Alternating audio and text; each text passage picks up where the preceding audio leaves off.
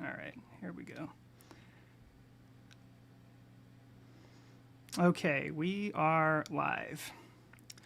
Hello, everyone. It looks like we're a couple minutes past. I might wait just a second here. Everyone just let me know if you can hear me.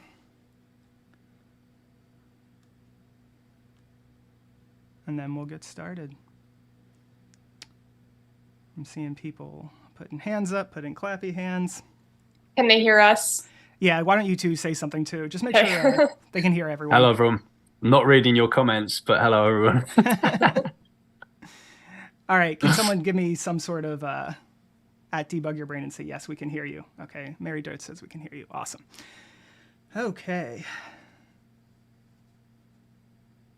Cool, everything looks good. All right, so I guess everyone can figure it out from the title of the stream. We've got Catherine Klein here today and George Martin, and we're going to be talking about intersectionality. Is it good for veganism? Is it bad for veganism? Is it neutral? And so I just want to kind of frame this conversation up real quick and say that I know this particular topic can really draw a lot of heat from people. And so I just want kind of everyone to remember, right, like me, Catherine, George, we're all on the side of the animals here. Everyone wants what's best for animals at the end of the day, right?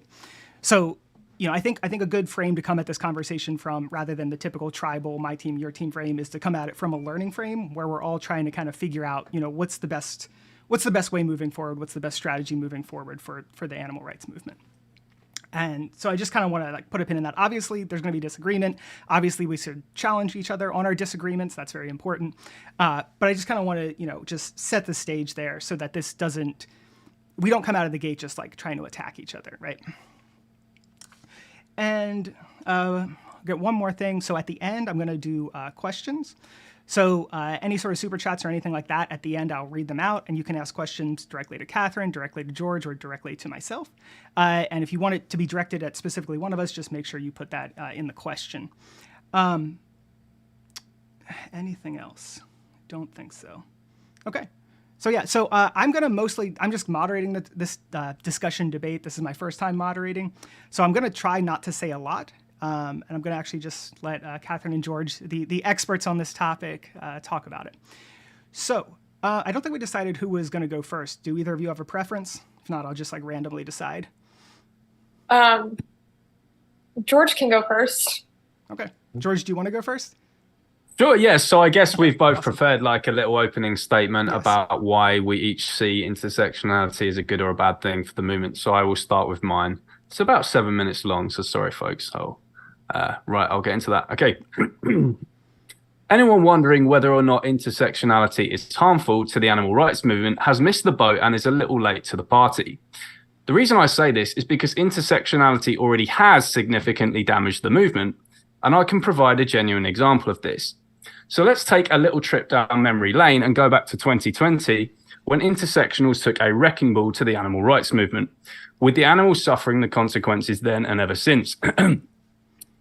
In a year that has stained the vegan movement up to this very day, intersectionals peddled the establishment's divide and conquer narrative in the run-up to the 2020 US presidential election, launching a coordinated attack on the animal liberation movement regarding a death in Minnesota that had nothing to do with either speciesism or racism, demanding that animal rights activists, organizations, vegan restaurants, and even sanctuaries halt their usual activities and instead speak up for and donate to Black Lives Matter at threat of social repercussion and cancellation. Sorry, my throat's really... Right. In the orgy of blood and violence that followed the non-racially motivated death, old ladies were beaten with 2x4s, white people were dragged from their cars and beaten into comas in the street, a white puppy was strangled with a lead, severed pigs' heads were paraded around as symbols of hatred for the police and for animals, a raccoon was beaten with a baseball bat and repeatedly run over as BLM rioters cheered and laughed, white people were followed down the street and had cinder blocks smashed over their heads, white children had their necks knelt on, and a white department store worker was repeatedly punched in the head on the shop floor as he pleaded with his attacker to stop. As the evil ensued, egged on by the establishment elites, white vegans looked on in horror, wondering if they, their children, or their companion animal could be next. Criticisms of the violence and rioting from white vegans was met with dismissal and whataboutery by intersectionals, who responded with such things as, if you think this is bad, imagine what it's like having to deal with racism your whole life. The blasphemy laws enacted around capitalist conglomerate BLM meant rational vegans who saw through the scam were terrified into silence, with many even being threatened to make donations to the very group that threatened them and their safety. Hysterical and erroneous statements such as, but black people are being hunted down and executed in the streets, were repeated en masse to the extent that they became believable to otherwise rational people. In reality, 9 unarmed black deaths had happened during police encounters in the year leading up to George Floyd's death, this out of a population of 33 million black Americans, with statistics actually showing that a black American is more likely to be struck by lightning than killed by police. To state this harmless fact was considered racist by intersectionals, as if reassuring black people that they're safe and not going to die is somehow taking the bad guy's side, while paralyzing them with fear over a false narrative to help the Democrats win the election and in turn elect the most racist anti-black president of our lifetimes in Joe Biden is the good side to be on. In the resulting furor over the fake news hysteria over this microscopic US-centric issue, several vegans even lost their jobs at animal rights organizations for not bending the knee to the mob and submitting to the intersectional lies. Well-meaning vegans were gaslit by intersectionals into believing they were racist when they aren't, and many activists dropped out of activism entirely.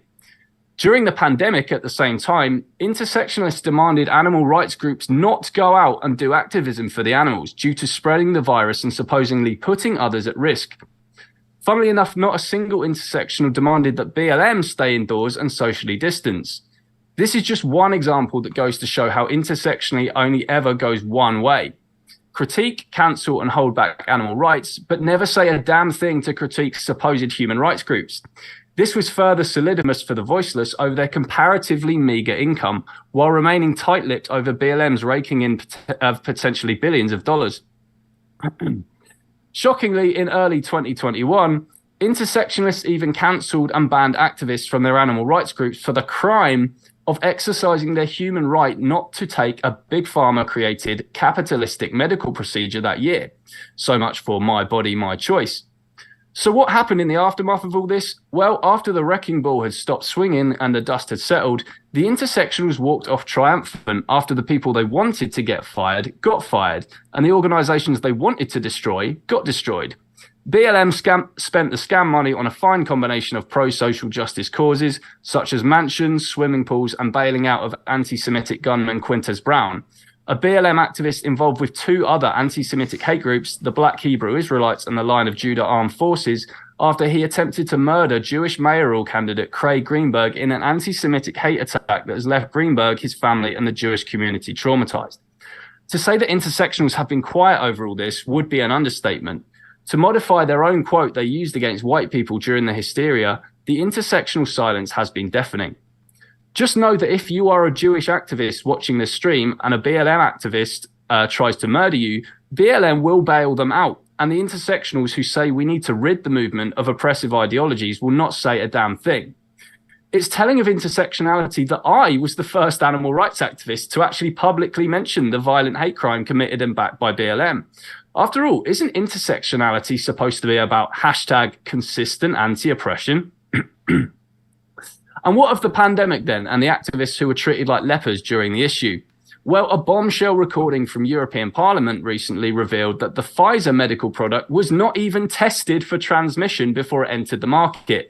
A new data shows that the stabby may not even stop transmission of the virus at all. Essentially, what happened in 2020 appears to be a hit-and-run attack by the intersectionals. Do the establishments work for them and cause as much damage to the movement as possible and then run off into the shadows and not take even a single bit of responsibility for what happened? So much for this accountability culture that intersectionals keep talking about. I've since tried to gather information on why so many vegans have dropped out of activism lately, with the leading cause being infighting and intersectionals commonly being mentioned. I don't want to give those of you who have dropped out some kind of excuse for not doing activism, but for anyone wondering why so many have dropped out, this is unfortunately why it is. Intersectionals keep talking about how we can't allow oppressive ideologies in our movement, Yet they seem to be very selective about which oppressive ideologies they allow and disallow, which perhaps we'll get into during this stream. Furthermore, intersectionality seems to have a very arbitrary and authoritarian definition of who is oppressed and who is not, what is oppression and what is not. On top of this, false allegations of a wide variety are part and parcel of an intersectional movement, with witch hunts against innocent people being enacted en masse as a result of intersectionals peddling such lies as the one that people cannot possibly lie about sexual allegations, or that white people are these evil privileged oppressors. Lies, false statistics, and hysteria seem to be part and parcel of an intersectional movement. This is a foundation we simply cannot base the vegan movement on. Intersectionals maintain that veganism must be politically left-wing in nature for us to be a cohesive movement. But one thing's for sure, as a seasoned activist who's been in the vegan movement for some time now, I can say with great certainty that all of the hate, discrimination, racism, bullying, ostracization, witch hunts, and cancellations that have messed up the vegan movement over the years has simply come from one side of the political spectrum, the very side that intersectionals say the vegan movement needs to be based around. Ultimately, if discrimination, hate, oppressive ideologies, racism, and harmful political beliefs need to be rid from the vegan movement, intersectionality would need to be the first thing to go. Okay. I guess I'll give my opening. Yep. Sure. Okay. So, okay. The term intersectionality is defined as the complex, cumulative way in which the effects of multiple forms of discrimination, such as racism, sexism, and classism, combine, overlap, or intersect, especially in the experiences of marginalized individuals or groups. Kimberly Crenshaw introduced the theory of intersectionality, the idea that when it comes to thinking about how inequalities persist, categories like gender, race, and class are best understood as overlapping and mutually constitutive, rather than isolated and distinct. Crenshaw was a critic of white feminism, a brand of feminism that fought to secure rights for white women at the expense of Black women. Intersectionality is commonly understood today as the flip side of white feminism. The concept is applied to modern social justice movements, including the vegan movement, to ensure that we are not perpetuating other forms of oppression in our activism. Having an intersectional lens does not mean that we must abandon focused activism. Non-human animals deserve a movement that is focused on their plight. Vegans are not obligated to become an activist for every other cause under the sun. All it means to be an intersectional vegan is to acknowledge other forms of oppression so that we do not further marginalize oppressed groups in our animal rights advocacy.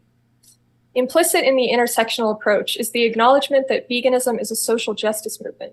It is political, just as the civil rights movement was political and the women's suffrage movement was political. To achieve animal liberation requires policy change. We eventually want it written into law that killing animals is a crime, that farm animals deserve the same legal protections as our companion animals. We want the food guide to not recommend animal products. We want schools to only serve healthy vegan meals. We want the government to stop subsidizing meat and dairy. These are all policy proposals. If you recognize that eating meat is not a personal choice because it involves a victim, and that our food choices have consequences in the world, then you can't divorce veganism from politics. Conservatism is defined as the desire to uphold traditional values and attitudes and maintain existing institutions. Progressivism is characterized by progress and the desire to implement social reform. More specifically, leftism is characterized by the opposition to capitalism. Animal liberation is an inherently progressive and leftist ideal, as it requires us to reject the long-held tradition of human supremacy and tear down the institutions that exploit animals.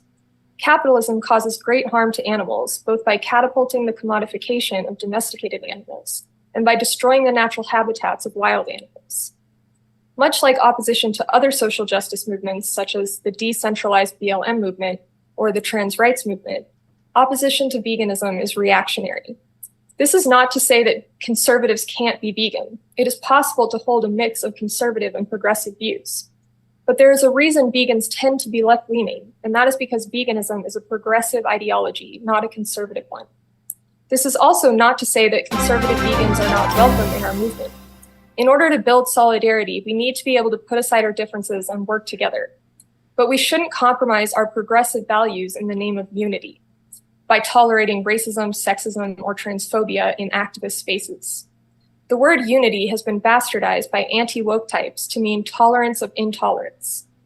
I welcome conservative vegans as individuals to activist events, but I do not welcome their toxic ideology, just as you might welcome non-vegans into your home, but not flesh or animal flesh or secretions. I need a sip of water real quick. Okay. Vegan organizations should remain focused on animal rights, but aware of other forms of oppression. Again, vegans should not be expected to divide their time and advocate for all of these other causes. That is an impossible standard to uphold because there are a near infinite number of worthy causes. And I recognize that it may be strategic at times to avoid bringing other controversial political issues into the discussion, so as not to alienate conservatives. I support activists like Ed and Justin who choose this approach. But I also see the value in the total or collective liberation approach that myself and Total Veganic Futurism have taken.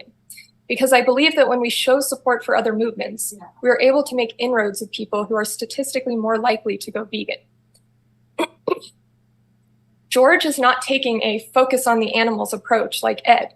He is choosing to bring his anti-woke ideology into his activism. Throwing marginalized people under the bus may help you build rapport with conservatives, which, yes, may have the effect of helping convince them to go vegan. However, the ends don't justify the means because you're causing harm in the process. And I would love to do that. Is it? That's it. Okay, awesome. Okay, well, thank you both for those opening statements. Okay, so so I have to admit, I'm a bit of a neophyte when it comes to intersectionality. And so I have done a little bit of research over the past couple of days, which was mostly trying to read the entire Wikipedia page. And then I watched like 15 or 20 videos about it. And so let me kind of, after doing that, throw it out to you guys what I understand intersectionality to be at a foundational level, because I feel like it only got talked about a little bit there. And then maybe we can talk about like, what is the academic definition? How is that enacted in real life? What is the more common sense, I guess, definition? Like, do these contradict each other? So as far as I could tell, as like an academic definition, is that intersectionality seems to be the recognition of emergent properties in psychological and sociological life, basically. So like in biology, physics, chemistry, there's a thing called an emergent property. And an emergent property is essentially this phenomenon where the whole is greater than the sum of the parts. So when you think of like brain cells, like a single brain cell can't have consciousness, right? When you string a bunch of brain cells together, you can get consciousness.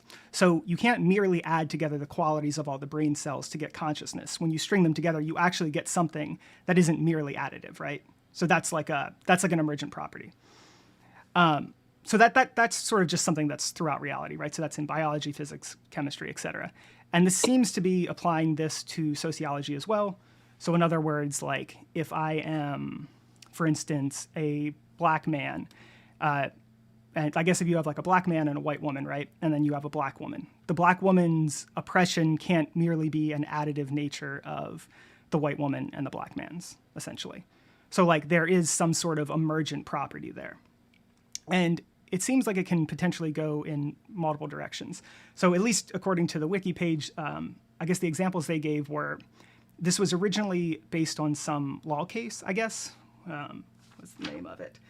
De Gradenfield versus General Motors, where I guess what happened is several black women got laid off from General Motors, and they brought a lawsuit because they were saying it was disproportionately affecting black women.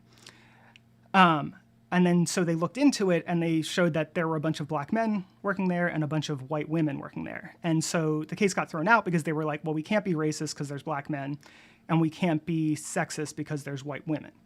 And my understanding is that this is some recognition that, well, there could be some extra new type of oppression specifically aimed at black women, for instance. And then they give another example, which is interesting, which has a more subtractive rather than an additive approach. And I'm just going to read it so that I don't get this wrong. So psychological studies have shown that possessing multiple oppressed or marginalized identities has effects that are not necessarily additive or even multiplicative, but rather interactive in complex ways. For instance, black gay men may be more positively evaluated than black heterosexual men because the feminine aspects of gay stereotypes temper the hypermasculine and aggressive aspect of black stereotypes. So those are just two ways in which you may have an emergent property in a sociological context where you can get sort of, I guess, like better or worse results when you combine multiple characteristics. That was, after all my reading yesterday, like I think you guys touched on a lot of things that I didn't really read about. And most everything I did on my first pass was something involving that. So I guess the first thing maybe I'll get both of you to react to is, I mean, does anyone here, do we all agree that there's like emergent properties in sociology? And do we agree that that's the academic definition, even if there's much different definitions in practice and used by the average person? Is that like a ground truth? I mean, put it in first. Or George, go ahead. Yeah. Put it in layman's terms, because I don't know if I've quite understood. When you say emergent properties, like so an emergent property is kind of like the whole is greater than the sum of the parts. So, like 2 + 2 would equal 5, not 4. So what is like? Do you play video games, George? Do you play? Yeah. Like, well, okay. So when you have sets, right, and you can have like a head piece and a arm piece or something, and they each give you a bonus, right? Like maybe the arm gives you +5 to strength and the head gives you +5 to intelligence. But when you have them together, right, you get the strength and the intelligence boost, but then you get an additional boost after that. Like maybe it gives you +20 to speed because you have 2 pieces of the set. That would be an emergent property. It's a non-additive. So there's a thing where the whole is greater than the sum of the parts, basically. And so it's a similar thing in biology, right, where you have, like skin cells form together to form the tissue of skin. And the tissue has different properties than each individual cell. And so in a similar way, each, I guess you call like social characteristic or way that we classify people socially, it would have this same relation where like, like if I put it in mathematical terms, let's say like we think like being black gives you like a -5 oppression score and being a woman gives you a -2 oppression score or something. You would think intuitively, well, if I was a black woman, I'd have a -7 oppression score. But it might be that you actually have like a -50 oppression score because there's this like non-additive characteristic. Oh, so it's as in, so black and female combined would mean not these two numbers combined, but it's like a totally different, unique thing. Exactly, yeah. So -5 plus -2 could equal -50, or it could even equal -1. Like in the gay black man example, for instance, right? The thing they were saying there was that like the gayness tempers the blackness, or rather the perception of gayness tempers the blackness. That was my understanding after reading about it for a couple of days. Yeah. If your question is go on, Kath. I was gonna say, excuse me.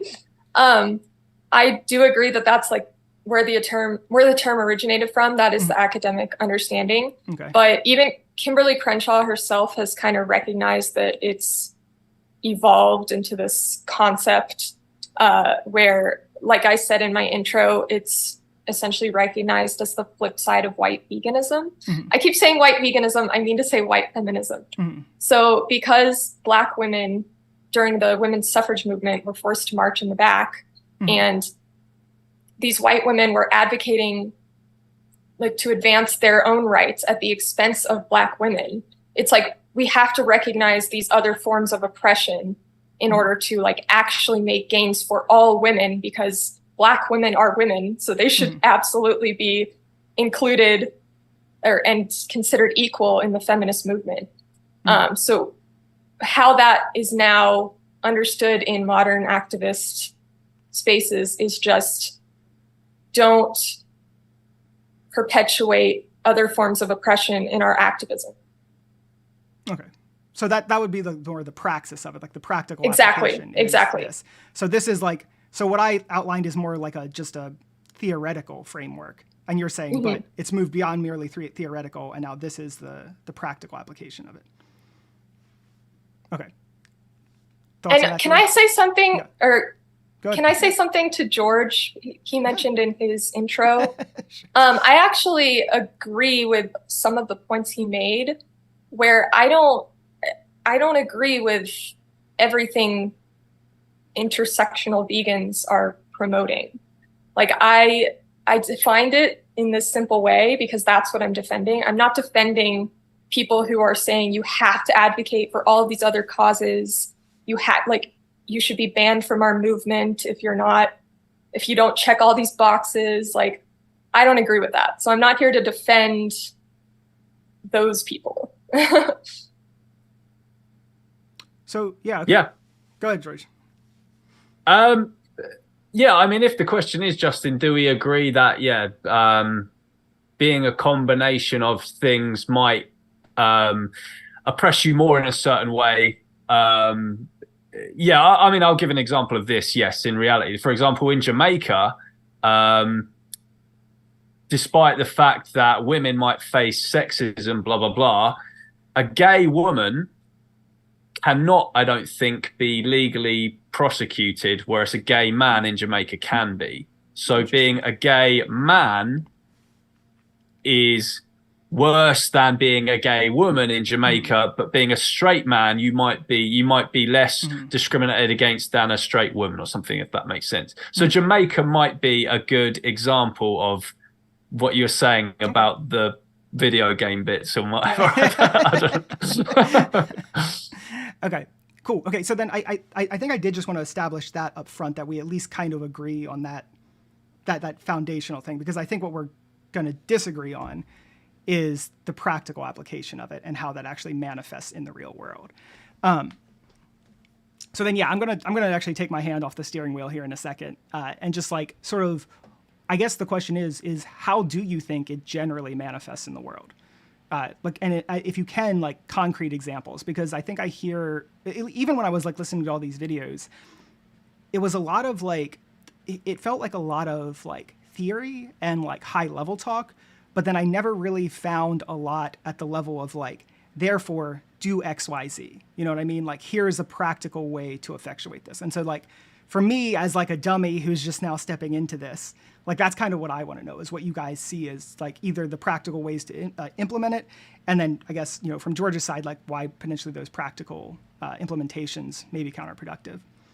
So I think a practical way to implement it is to make it clear at vegan activist events that racism, sexism, transphobia, homophobia, whatever, aren't tolerated, but that all people who are vegan and wanting to fight for animal rights are welcome. They just have to leave that shit at the door. You know what I'm saying?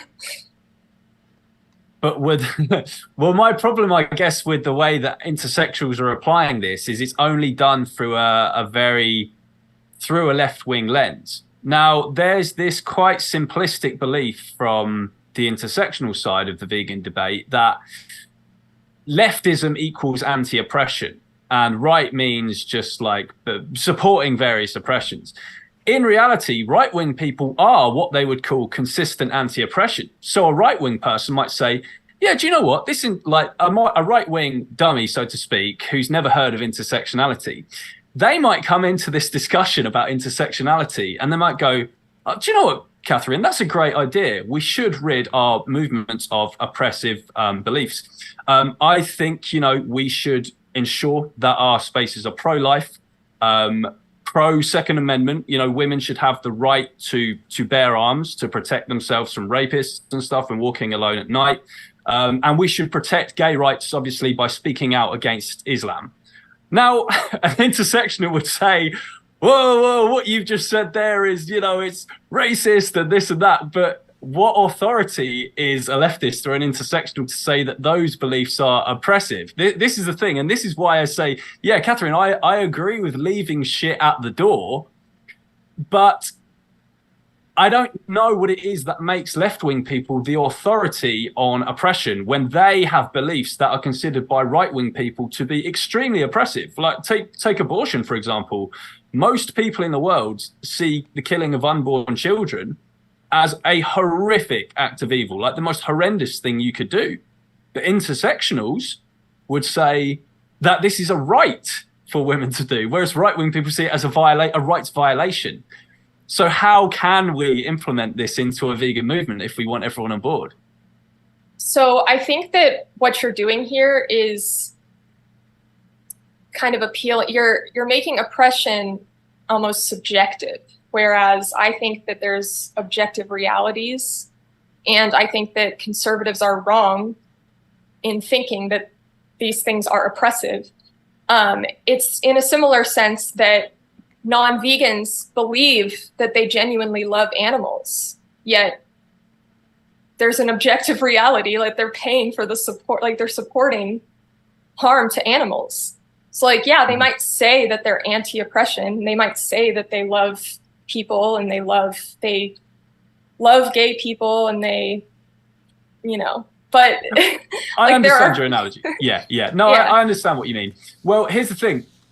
This is where I think we vegans can unite on one thing. We do all see animal oppression as wrong. And we would say to a carnist who says, I have the right to eat meat, that this is wrong. Now, I totally understand where you're coming from when you say that you see oppression as this objective thing. But what I'm saying is I don't know what it is that makes you the authority on that. I don't think I'm the authority. Mm-hmm. But you said you said, would you say that it's objectively wrong to have a woman carry out a pregnancy that she doesn't want to have? Would you say Yes. that's objectively bad? Okay. Yes. A right-wing person would say that you are objectively wrong on that. So who's right? Right. Well, Christians think that they have the truth. Yes. They think that God. I don't know if you're a Christian. I don't. I'm an atheist. Okay, same. Yeah. So like, yeah, like everyone thinks they're right, but like, Yes. who has the better arguments? Who has the better evidence? Like, Mhm. I think I've really thought through the topic of abortion, and I'm very adamantly pro-choice, and I think that I have very solid reasons, and I can back up my argument. But then So yeah, I think if we had it comes down to. Sorry, go ahead.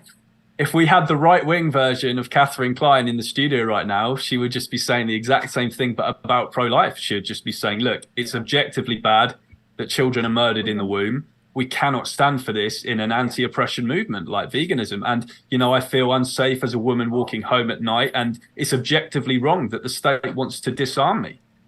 So, go on. We can have these disagreements and like hash these things out. Like, I'm very pro free speech. I don't think we should be kicking people out of our spaces for expressing disagreement on other political topics. But it's like the battle of ideas, And I think that, George, you, when it comes to a few topics, are just losing the battle of ideas. So you're facing all this opposition from other vegans because like so many people have come to like who are vegan, have aligned their, progressive values.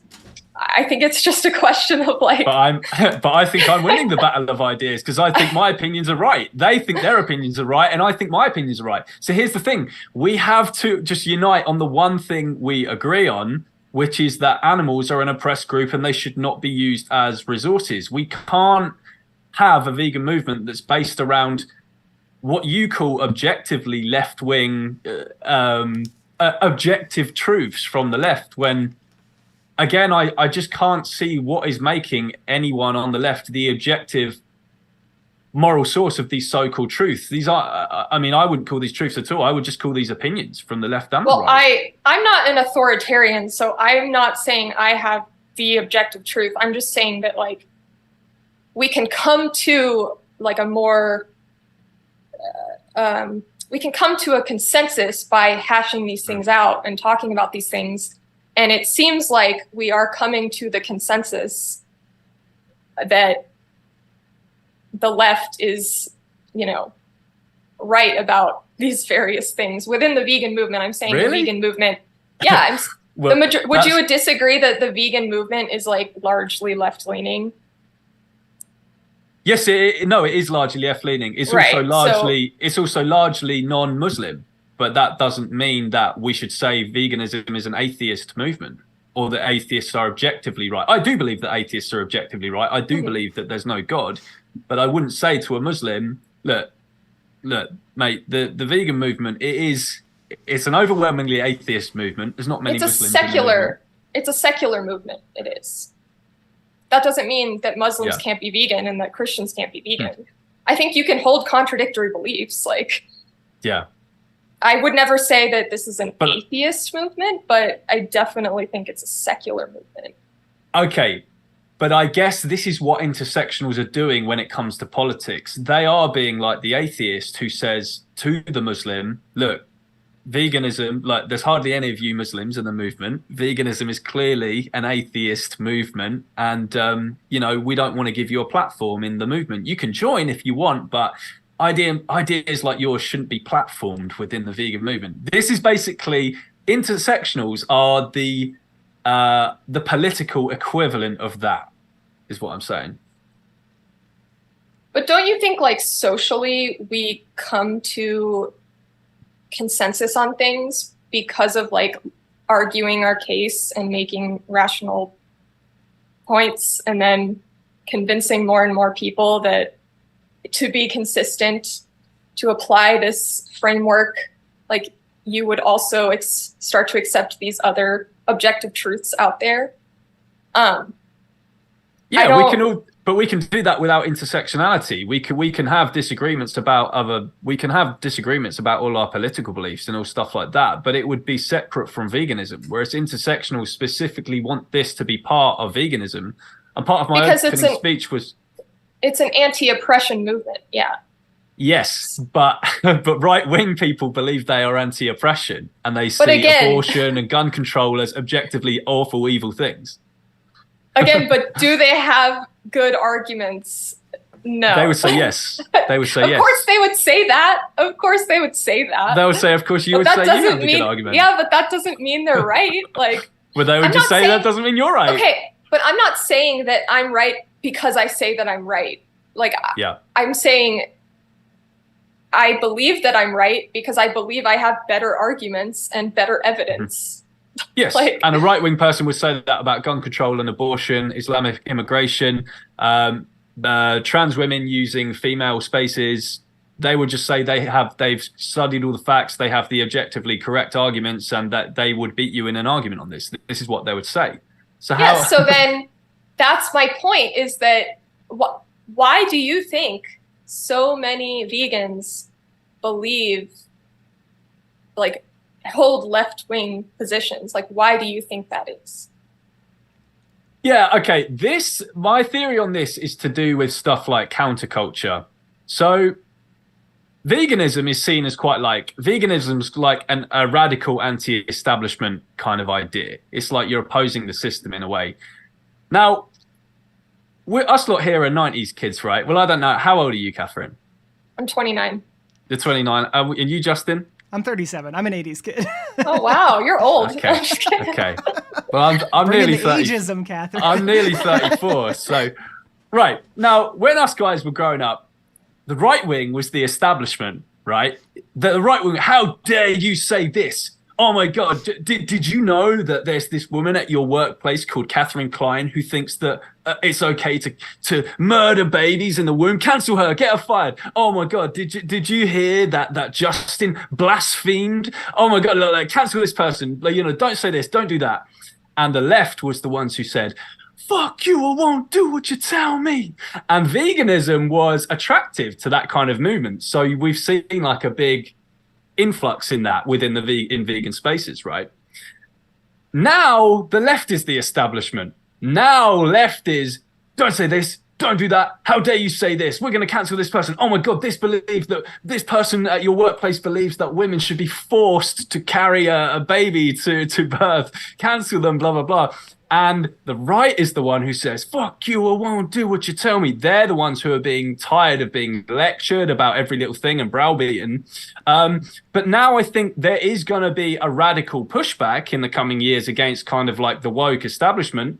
And ultimately, I think the right will be more receptive to veganism than they were before. And this happened with me recently. So the most effective piece of activism I ever did was on David Nino Rodriguez's YouTube. He's a Republican, he's a patriot, a truther, a big Trump supporter, and a vegan who I will not name refused to go on his show. He said, 300,000 subscribers Nino's got. And this vegan who I will not name, who produced a very well-known documentary in the vegan movement, he said, no, I will not go on your racist anti-science because of the, I will not go on your racist anti-science show. And I heard about this and I said, do you know what? Fuck it. I'll go on it.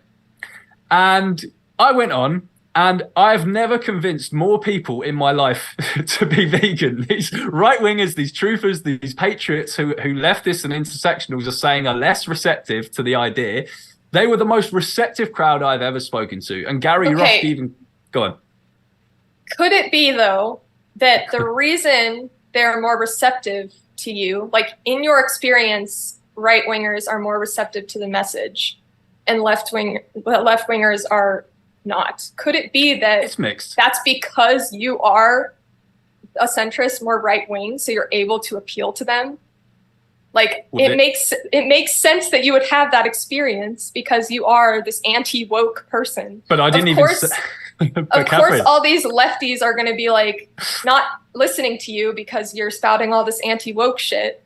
So they're going to be less likely to take your message. Like, I don't know. That doesn't mean that the right is more objectively, like, overall more receptive to the vegan message. That just means that you have an easier time talking with people who you agree with. Well, we didn't even discuss politics on the show. It was all about animal rights, all about veganism. Nino was simply quizzing me on being a vegan, and he was like, he went into the thing being all quite like, He went in, I think, thinking like, this guy is going to have no effect on me. I think he was thinking it would just be like a bit of a, I don't know. And then by the end of it, he was like visibly shaken and disturbed. He seemed very, very sad. And, there was people in the live chat saying they were, crying and stuff at the footage and stuff. I didn't mention a single thing. They probably actually, Catherine, a lot of them actually thought that I was a leftist, I reckon, in the live chat.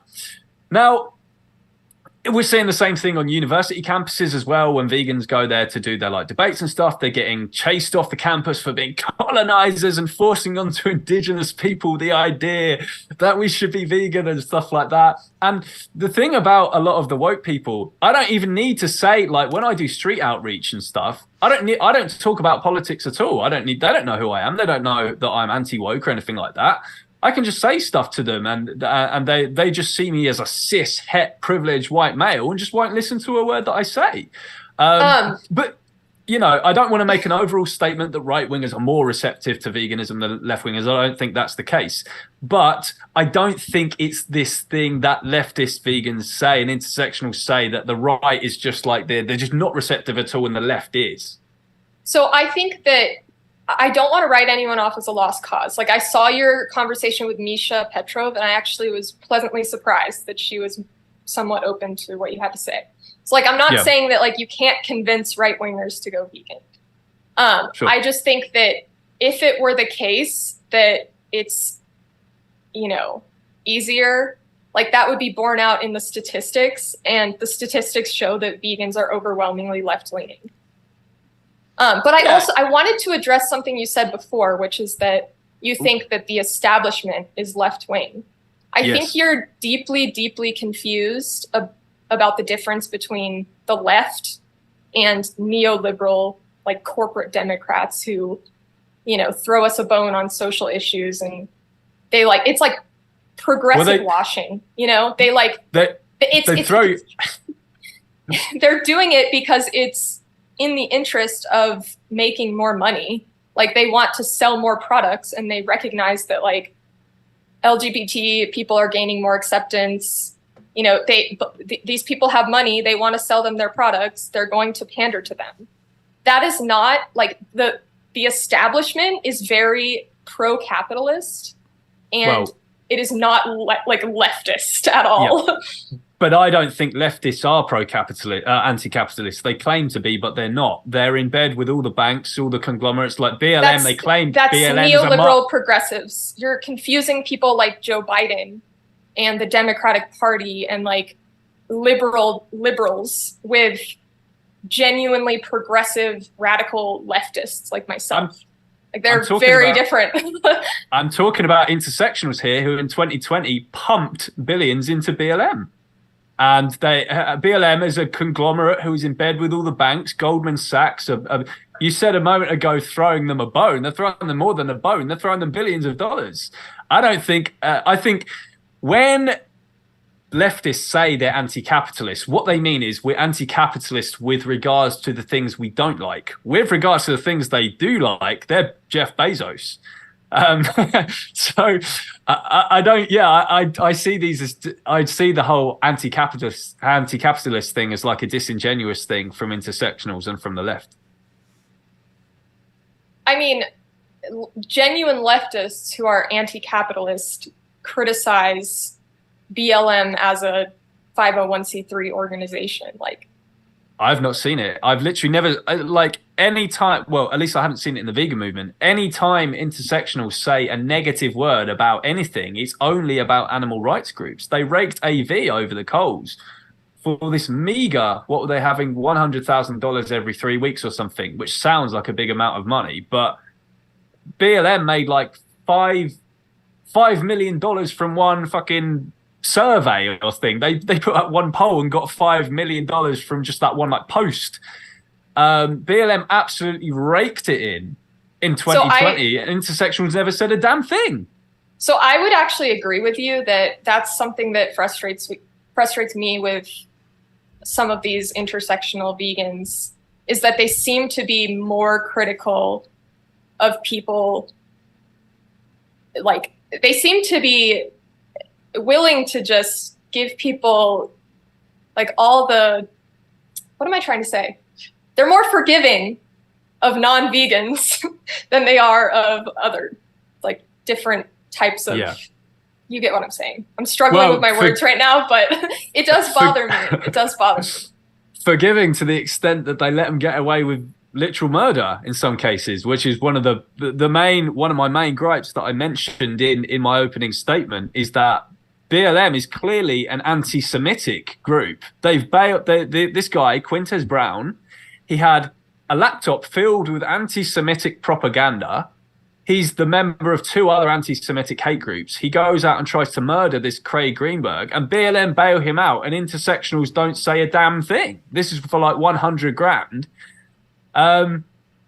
I forgot why I got onto this, whatever it was you said before this, but there just seems to be a huge, basically intersectionals are not practicing what they preach. If they want to rid the movement of capitalism, of oppressive ideologies, of racism, of anti-Semitism, why are they not cancelling groups like BLM? I think there are valid critiques. I don't want to comment too much on this because I don't know enough about it. It's like, I don't want to really stay on this subject for too long, but like, I have seen leftists who do practice what they preach criticizing these organizations and criticizing people like Obama very hardly, like harshly. So I think that you're just taking these woke people that you see on Twitter that are hypocritical and saying like weird dumb shit, and then you're just kind of like using them to paint the whole left with a broad brush. Well, I'll tell you what, I want to make the statement now. I don't want to paint the left with the broad brush, because most leftists in the vegan movement, as far as I know, actually aren't intersectional and actually would agree with me on many things. So when I'm talking about specifically intersectionals here, rather than just everyone like a center, like loads of, like David Rams, for example, he's on the left. Well, you know, he had me on his podcast, and we're absolutely rinsing the hypocrisy of the BLM scam from 2020. He's one of the bravest people in the movement, one of the only people to do it, and he's on the left. I don't want to. Is he not a centrist? Because I wouldn't say he certainly doesn't hold all of the leftist values. Yeah, he doesn't hold all of the leftist values, which is why. But he's very he's like me. He's anti-box ticking. He doesn't think it's so black and white like that. No, he is on the left. But he anti-capitalist?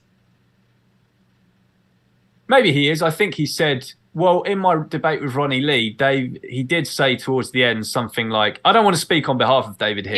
Yeah. He's going to watch this stream back anyway. But I know no shade. In my debate with Ronnie Lee, which he hosted, David did say something at the end like, oh, can we both agree that maybe a vegan world would be more achievable under a left-wing system or economic system or something like that? I don't know. Maybe if he is anti-capitalist, he's probably not as anti-capitalist as many people like on the far left, but he probably supports like public healthcare, as I do. He probably supports or he might support like taxation of like corporations and stuff. I don't know. Yeah. So I feel like we've gotten a little off topic. So I did kind of want to bring it back there, maybe again to like the practical way that intersectionality might be implemented, and then the criticisms of that. So like, I just want to go back, Catherine, because you said, we would have like maybe an activism event and we wouldn't tolerate homophobia, bigotry, etc. That still sounds kind of general to me. Like, what would that actually look like? Like, would you just have a sign that said that, and then whatever? Would it only be if someone said something explicitly bigoted that you would be like, hey, you gotta get the fuck out of here? Or would it be like, I don't know, maybe like looking at their history of posts, or like, you know what I mean? Just like a little more like granularity on what that would look like. Yeah, can I just start here by saying that non-intersectionals agree with this as well. I don't want to frame this as an intersectional position that we should allow discrimination towards each other in our own spaces. Mm-hmm. The thing is, the way intersectionals are trying to implement these ideas is they're trying to say you must have this political belief in order to not be a racist or a transphobe or whatever it is. Now, I totally agree that, yeah, if anyone is at a march or something and they're being a sexist or a homophobe or whatever, discriminating against someone in that group in any other way, they can get the fuck out. I'm not an intersectional, and I believe that. But the way intersectionals are trying to implement this moral obligation idea, which is to not discriminate against each other in spaces and to be inclusive, they're trying to implement this in a way that I deem to be biased and towards their subjective political views.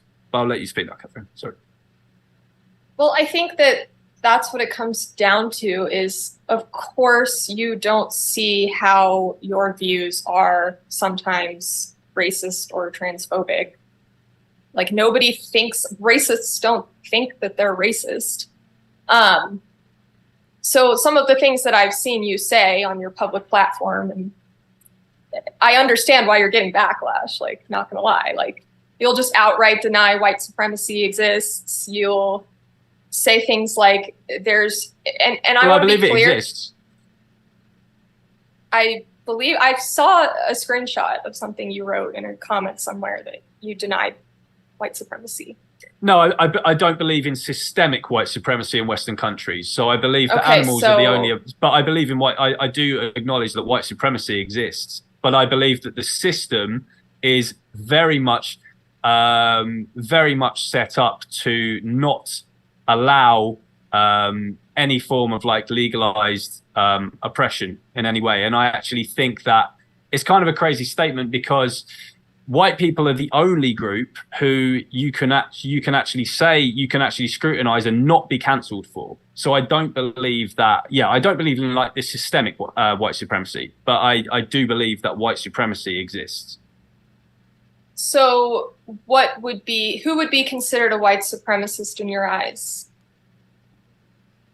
Richard Spencer, who voted for Joe Biden, by the way, in the election. And what about Donald Trump? Yeah, I haven't seen any proof that Donald Trump could be a white supremacist. I think that Biden is the most racist president in our lifetimes. I don't disagree with you that Biden has some racist views and has said racist things and has voted for racist policies. But to say that he's more racist than Trump, I think is kind of hard to argue. No, I think it's easy to argue. I can come up with a long list of anti-black quotes from Joe Biden. Okay. Well, Guys, I just want to kind of pop in here again. Just because remember, we're talking about intersectionality and veganism, not whether like which president is the most racist. Well, but Justin, I'll tell you why this is relevant, because intersectionals believe that anti-Trumpism is part of being vegan while they vote in Joe Biden, who is more racist than Trump. So this is one of the huge hypocrisies. So this is actually what I want to, I think what a point that we're maybe getting, where I think like you'll have agreement and then disagreement. So it sounds like, okay, so we've agreed sort of that at the base what intersectionality is, this emergent property. And then it sounds like you're also agreeing about interpersonal racism and bigotry, right? So like were you to both go to some sort of activism event and someone was saying sexist things or racial slurs, you would both be like, okay, get the fuck out of here. Or maybe not get the fuck out of here, but maybe you would try to be like, hey, that's not cool. Maybe you don't understand the implications of what you're doing, and try to sort of educate that person, right? Absolutely. Sounds like we'd all be on board there. It sounds like then maybe the point of disagreement comes down to not interpersonal racism, but a sort of proxy for systemic racism, meaning that, okay, if I go and I see that this person has a bunch of like pro-Trump stuff on their Facebook, right? Now, and this person comes to the event, they don't say anything racist, they don't do anything racist, whatever, right? The question is, should we be using that as a proxy for like a more systemic racism, or even maybe a proxy for an underlying interpersonal racism? And so there, like, would you, I guess what would you each say in that case? I think if it's on their personal Facebook page that they don't use for activism, I wouldn't like tell them not to come to vegan events. I think that's ridiculous. But if they're wearing like a Trump shirt to a vegan event, that's where I would have a problem. Like, okay, because that is just a symbol of like racism and all kinds of things. So, would you have a problem if someone wore a Biden shirt or a BLM shirt to the march? No, because I see those as much less like overt as a MAGA hat. Like, okay, I don't think I don't think like Biden has said racist things, but I don't think he's like the symbol of racism like Donald Trump is. Well, how can Donald Trump be the symbol of racism, but then BLM are not the symbol of anti-Semitism when their activists literally try and murder Jews and then they bail them out? I don't get how. How can we say that a person? Trump would massively oppose this. Trump would never bail out someone who tried to murder a Jew. I can't comment on that because I genuinely have no idea about BLM trying to murder Jews. I'm a little skeptical, but if you're right, damn, I don't support that. So yeah, okay. And then the Biden thing. Yeah, most people who vote for Trump because they just agree with his policies. They don't see that it's not because they're racist. Maybe you're right, and Trump is a racist. I don't know. I haven't seen anything that would give me an indication that he's worse than Biden. I've seen the shit that Biden said, and I'm like, holy shit! How like. What you could do, you could literally play a trick on someone. You could go to like a leftist rally with a list of quotes by Biden, white supremacist quotes, and say, look at these quotes from Trump, terrible, eh? And they'd all be like, yeah, this is shocking. This is evil. He's such a white supremacist and a racist. And then you'd say, okay, what if I was to tell you these weren't even from Trump, this was from Joe Biden? And I just want to reiterate, not that I want to, I don't want to make like a little association by guilt fallacy, but I'm just saying about the type of people who do vote for Biden. America's face of white supremacy, Richard Spencer, voted for Joe Biden last election. He said, to hell with Trump, his ideas are bullshit. Now I'm voting Biden. Yeah, I mean, I think if you're wearing a Biden shirt, that's cringe. Yes. I'm not trying to defend Biden here. But why? But I guess the problem is you would take issue with someone wearing a Trump shirt at a vegan event, which I would find cringe as well. I don't think someone should wear a politician's shirt at a vegan event. But I don't see how wearing a Trump shirt is worse or more racist than wearing a Biden shirt. I'm happy to reel off the list of really racist stuff that Biden said if people want to. That is, and I doubt anyone can find something more racist that Trump has said or done. But I don't want to get into a tangent either. But I just really want to solidify this view that intersectionals have no ground to stand on if they're saying it's racist to have people who support Trump and whatever if they vote for Joe Biden. I mean, I voted for Joe Biden, but that does not mean I'm a Joe Biden stan. I'm not repping Joe Biden clothing and shit. Like, no, absolutely. Maybe I'll agree with you. Okay, no Biden shirts either, whatever. But I was just kind of saying, like, as a practical application, I would probably, if I were running a vegan organization, I would probably not allow, Trump shirts and shit. Would you allow? Hold on. Would you But allow? If someone had like a rainbow flag on their shirt, I'm not going to be like, get out of here, like. Yeah. Because that's just a completely different. Like, that symbolizes a completely different thing than a MAGA shirt does. What if someone was wearing?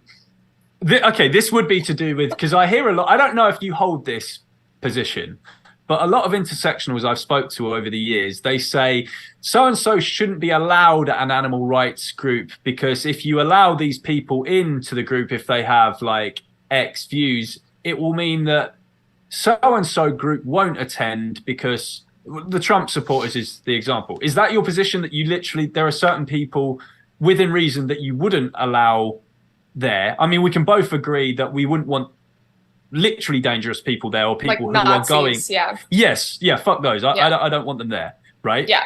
But I'm talking about ideologies that could subjectively be deemed as oppressive to others. Like, so the Trump people and blah, blah, blah. Would you say there are circumstances where they shouldn't be allowed in certain animal rights spaces? Like the MAGA people and stuff? Or would you say they're allowed in the spaces, but you would just like frown upon what they're doing? Yeah, it depends on what they're actively doing in the space. If they're just like existing and they happen to be conservative, I think that anyone who says that they feel unsafe is like being overly dramatic. Okay, great. Yeah, okay, like, we agree on that. That's fine. Okay, cool. Yeah, well, okay, I think that was the question I was going to throw to you then, George. It sounds like you are more permissive of who can come to events, and Catherine is less permissive on the spectrum.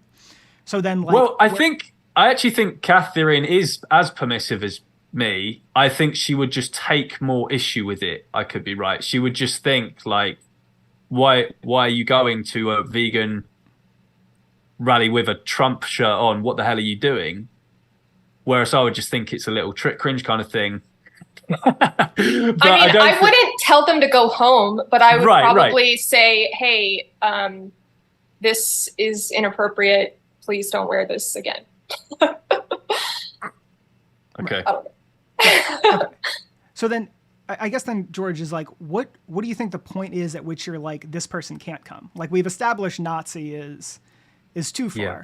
But, and again, I will say though, I think that, a Nazi would also argue that they weren't an asshole, right? So like, I mean, everyone is just going to say I'm not an asshole. So it seems like you guys are just at different points in the spectrum, but essentially applying a similar overall ethic to it. So at which point would you say, okay, I assume it's somewhere before Nazi. I assume Nazi is that's like a slam dunk, right? So is there somewhere before Nazi that you would say, okay, maybe I don't want that person at this event? Okay, I don't have a perfect answer to this, and I completely understand that this is a subjective thing, and I could be wrong about this, blah, blah, blah. For me to actually have someone not allowed to an event because of like certain political beliefs they have, it would have to be something that both the left and the right kind of agree on is bad. Because the way I'm seeing intersectionals do this is it's just the things that the left find bad, but they don't give it. Like, I'll give an example. Okay, so a lot of intersectionals will say stuff like Trump voters shouldn't be allowed at vegan events. You'll marginalize all the POC and make them feel unsafe who want to turn up to the event. We should listen to the voices of marginalized groups. But then if a gay man said to those intersectionals, hi, I'm a gay man, I don't want Muslims at the event, would intersectionals say, okay, yeah, we'll ban Muslims from the event? No, they wouldn't, right? So there's a huge... There's a big difference between not allowing Muslims full stop and not allowing particular Muslims who are homophobic. Well, that's exactly it's the the logic they should apply with Trump. Right, yeah, it's the homophobia that I have a problem with. It's not the fact that they're a Muslim. Right. It's like if they happen to have voted for Trump, like that's not really what I'm taking issue with. It's bringing those toxic ideologies into these activist spaces and like openly saying things that are harmful to marginalized people. That's my issue. Now you, but this is what makes you more reasonable than the average intersectional, Catherine, because most intersectionals would just solely on the basis that they voted Trump not allow them into the space. Whereas they would not, with Muslims, they would, well, in fact, they might not even say anything. I don't know. But they would be more, if they were to scrutinize the Muslim, they would be like, what is your belief on gay rights? What is your belief on this? Right. Because I actually think that it is unfair to say that anyone who voted for Trump is like inherently racist or whatever it may be, because like I voted for Hillary Clinton, I voted for Joe Biden. I do not support either of these people. It's like it could be the case that they just voted for him because they thought he was the lesser of two evils, and that maybe they're just extremely pro-life and they think abortion is like the greatest sin, and so they voted for him for that reason. Like I'm not like going to ban people who voted for Trump from events just blanketly. Like I think it's the specific oppressive rhetoric that I am banning from these events. Yeah, I guess, I guess ultimately on this, I think we mostly agree. I think this is probably one of the more nuanced part of the discussion, because neither you or I are going to outright ban people from a space unless they have quite an extremist radical political view that we feel their very presence would actually endanger people.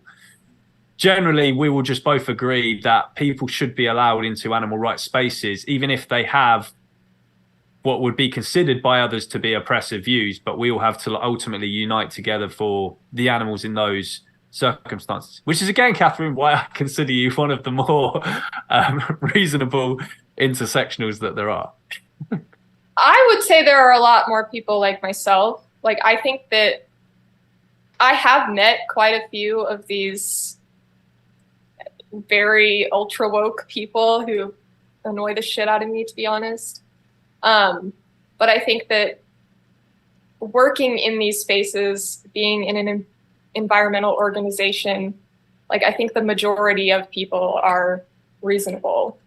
And I think that it's the crazy woke people on Twitter that are just getting like the most attention.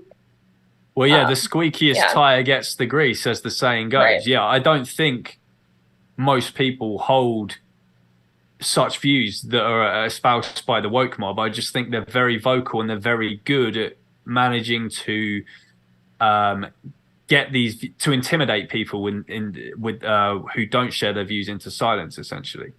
Mm-hmm. But I do think we might have a slight disagreement on how we would define woke, because like I was talking with my sister last night and she was like, yeah, depending on the context, like if someone is like talking about this crazy woke shit, I might completely agree with them. But then in another context, I'm like, whoa, like what are you talking about? You're super bigoted, you know? So I think a lot of times people say things like they make these blanket statements about woke has gone too far, but if we're not talking about specifics, like seeing some of the things that you have said online, I would consider oppressive rhetoric, but you would consider me to be like a crazy woke person for disagreeing with you. So, or even I might see some of the stuff that you write online and see that as oppressive. So this is the point. Like I'm happy for other people But this has been my view from the start. Every single person in the world has views that others subjectively deem to be oppressive. This is why I'm anti-intersectionality, because intersectionals keep talking about hashtag consistent anti-oppression. Everyone is consistent anti-oppression. They believe the things that they believe because they believe that they have come to the truth about that subject, and they believe that people who don't share their view on that is being oppressive, is taking away the rights of others. So for example, yeah, you know, like stuff I mentioned earlier, for example, like I don't know, with the transgender what toilet to use debate and stuff like that. There's a huge debate. Even the left are fighting amongst themselves over that issue. You know, you've got like the radfems and stuff who are saying like this is just the case of women's spaces being eroded and women being endangered by this. And then you have the people who are calling these people TERFs and saying that they're transphobic. This is happening within the left. This isn't even just but like a left-right issue. That's the same thing as like when anti-vegans will claim that they're the victim. Like when ex-vegans come out and they're claiming like they're the victim. It's like you're not the victim. Like there's an objective reality here. Like, but yeah, and this is the one thing that all vegans agree on. So this is why I'm opposed to intersectionality, because the one thing we agree on is what you've just said. Carnists are not the victims, the animals are. But we don't all agree on what toilet transgender people should use. We don't all agree on gun control. We don't all agree on Muslim immigration. We don't all agree on abortion. So if we want as large a vegan movement as possible, this is why I stand opposed to an intersectionality framework. So I think that you are not considering like the paradox of tolerance, though.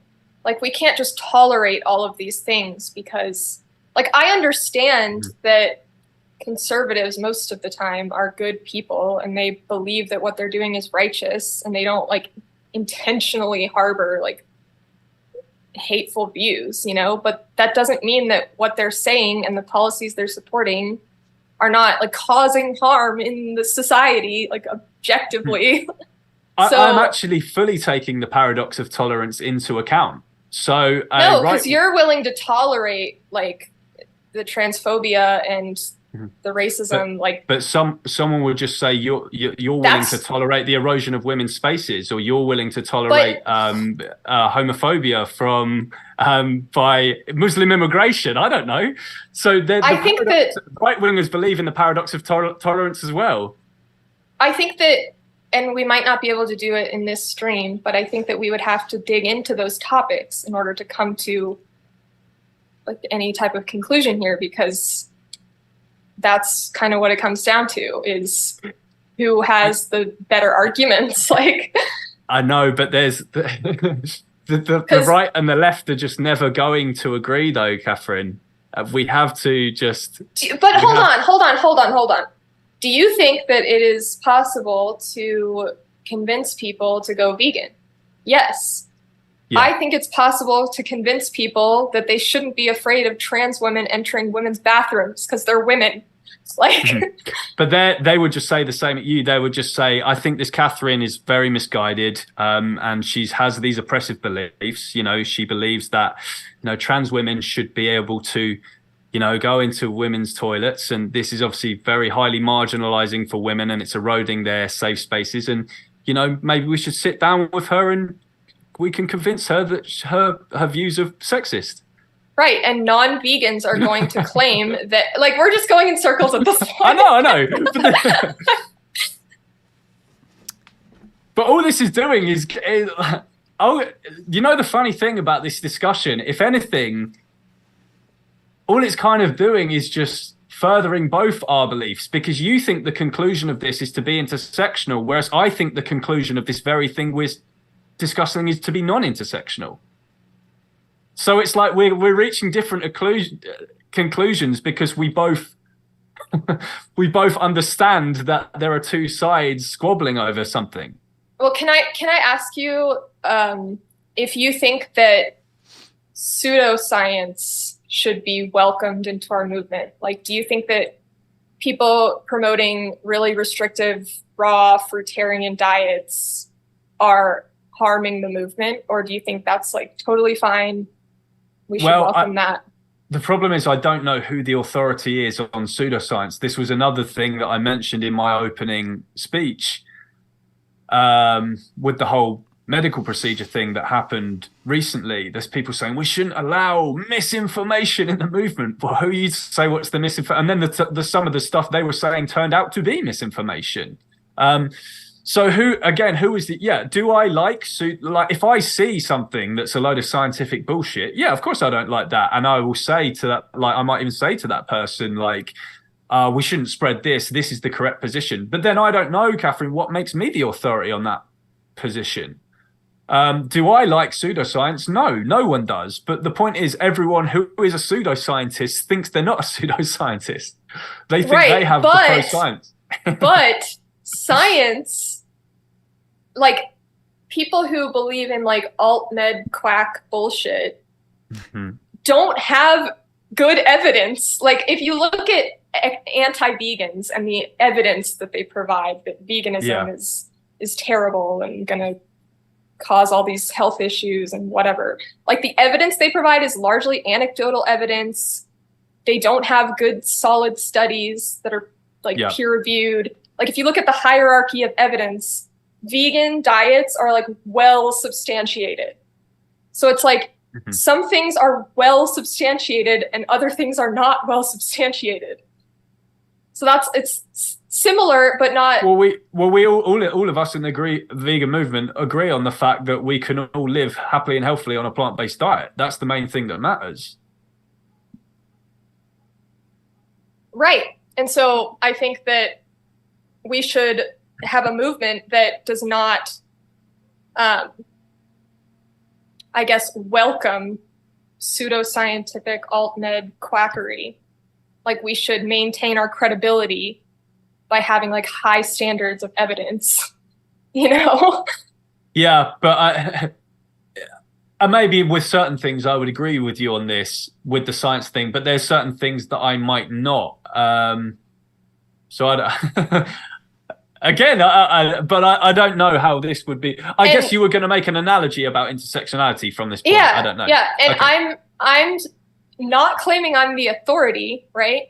Like I am not an authoritarian. I believe in like democracy. So I think that if you look at the vegan movement as a democracy almost, like we are coming to these consensus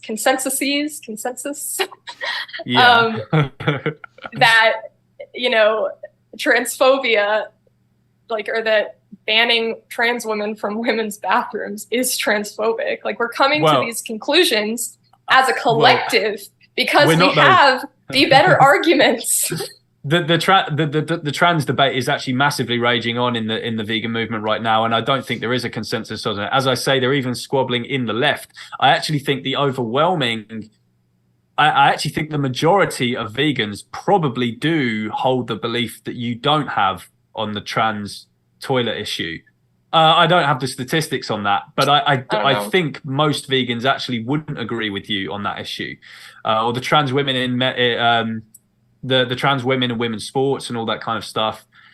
I'm not sure I agree when you say we're coming to a consensus. I'm certainly not seeing a consensus. The argument is raging on my timeline.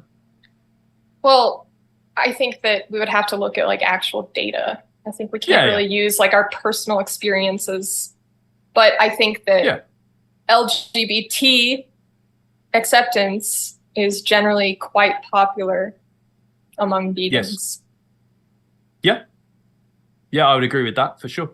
And in LGBT acceptance, like the bathroom argument, like it makes absolutely no sense to not allow trans women in women's bathrooms. Like they're not a threat. Like there's no evidence whatsoever that trans women are a threat to cis women in bathrooms or locker rooms, or like the sports thing is a little bit more nuanced, but. Yeah, but unfortunately, there are a lot of vegans who, Catherine, for that view that you've just said, would call you sexist. Now, I'm not saying they're right in calling you a sexist for that, but this is the mess that intersectionality can cause if we say only certain people with certain views on X, because ultimately everyone's view is oppressive to someone else. Like that view you've just said there, that trans women pose no threat to women in women's toilets. But there's data on this. Like, there is people- no evidence that trans women are a threat to cis women in bathrooms. Like, that's not happening. That's right-wing propaganda. That's fear-mongering bullshit. Like, there's absolutely no evidence. But then the TERFs just say they do have the evidence and that you're being sexist. TERFs are full of shit. Like, they don't have reason. They don't have evidence behind their arguments. But this is the issue, right? But they say again, of course they believe in a parallel universe, there is a TERF version of Catherine having this very discussion right now, but she's saying the opposite to what you're saying. And maybe in this parallel universe, intersectionality is looked at from a right-wing framework. And the alter ego George is here saying, guys, look, we can't make the movement like pro-gun and this whole trans women can't use blah, blah, blah. We can't. And the alter ego Catherine in this parallel universe where intersectionality is from a right-wing framework says, George, look, how, these people are full of shit for saying this about that. And, the movement needs to be pro-gun. How can you want to disarm me when I'm walking home at night? This is objectively evil and oppressive. So again, I think that intersectionality, there's one of the main problems. Yeah, go on. We have statistics showing that gun violence is the #1 cause of death among children in the United States. Like, we have data. This isn't just like an opinion. This isn't subjective opinion. But this is like, we have evidence and reason and data on our side. Like, to a pro-gun person, what you've just said is like the lions, though, to us. They have an answer to every little thing you've said. They have been brainwashed by propaganda from right-wing media, like the NRA. No, but George, you recognize all of this when it comes to veganism. Like, you recognize the propaganda that the meat industry spews. Yes, and you recognize that people are brainwashed. You recognize that there's objective truth here, that we have science on our side, that we have evidence that there's corruption in these industries. Mm-hmm. Like, these people who are claiming the opposite about like gun violence or whatever, like, they're just wrong. Like, they don't have the data on their side. Well, they say they do. Oh, they would laugh at every statistic you bring up. They would, every single thing you've said. That it's like, what you're saying here is like the plants, though, or the lions, though, to us. They have like a cut and paste response to every single thing you've said here about guns. And they say it's oppressive that you want to disarm them. And they have statistics to show that they're safer walking home at night with a handgun. And that more rapes would happen if they didn't have them. More home invasions would happen if the Second Amendment didn't exist. Okay, I think we're going in circles. We might have to move on because, like, yeah, that's fine. Yeah, I don't want to get into the gun control debate. And for all you know, I might have the same position as you. I'm not going to reveal my position on the stuff. Yeah, I'm just saying that why intersectionality is a bad idea is for these reasons. You know what? I think, George, that the case you're making is a case for acceptance of people as individuals, recognizing that they're not like evil scum, and they're not like, they don't have bad intentions, and they should be treated with respect. Like, because I agree with you there, because they do believe that they have evidence and data. They do believe that they're doing what is righteous. I understand that, but like, that's why we should welcome them as individuals. But if they start spewing shit that's easily like refutable, I'm going to refute it with my evidence and my facts. That's fine. But that and that can take place aside from intersectionality. We can all have gun control debates and trans women using the women's toilets debates and stuff, but it shouldn't be part of these views that you have shouldn't be part of being a vegan, whereas intersectionals are arguing that they should be. No, I don't think it's required that you hold all these views to be a vegan. Like, I think that it's very obvious that many people hold views across the spectrum. You can hold progressive views and conservative views. I just think that to be consistently anti-oppression, you're going to align with like genuinely progressive views. Like, that's where you're going to end up if you follow the logic. And this is where and the and logic you follow the evidence. and Okay. this is why I've got hashtag consistent anti-oppression on my Instagram bio, because I am consistent anti-oppression. None of my views are oppressive, at least to me. Well, I wish we could get into some of those views, but that might be a little off topic. Yeah. So Let me ask you a question. This is kind of a follow-up to my question earlier, George. If I'm trying to find an issue that was kind of like recently changed, and I'm thinking something like gay marriage, for instance. Like in the early 2000s, like most people were against gay marriage, including big politicians on like the left and right. And then over the course of like a very short time frame, probably about 5 to 10 years, like it really flipped. I think George Bush went from being pretty staunchly anti-gay marriage to like officiating a wedding all in 10 years. And it's one of these examples that people often cite of like how people's minds can change quite quickly on things. Do you think if someone, obviously we said Nazis are a no-go, but if someone supports Trump, that's okay. Or Biden, I guess we said Trump or Biden is okay, but then you both kind of said no because it's cringe to wear their shirts, which I get. But let's say someone was very vociferously anti-gay marriage. Do you think you would have any issue with them coming to an event? Would you say anything to them? How would that look in person? like if they had a T-shirt that said marriage is between a man and a woman, like it's being like made that. obvious. Sure. Okay. Sure. Some sort of, salient representation of their beliefs. I wouldn't want them wearing the T-shirt at the event, because if anything, that would... I mean, I want to say that I'm consistent in my view here in the whole intersectionality thing, as in if intersectionality was instead created by the right wing and it revolved around a right wing framework of what is oppressive and what is not, I wouldn't want the vegan movement to look like that either. I don't want someone turning up at an animal rights march with their political views, especially a massively divisive one about that written on the shirt. We're there for the animals. This is an animal rights march.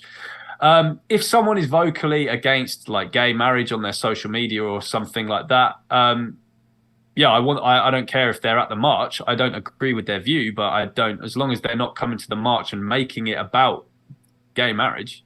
Okay, well then what if a gay couple show up and they're obviously together, and say they're holding hands and one of them has like a pride shirt on?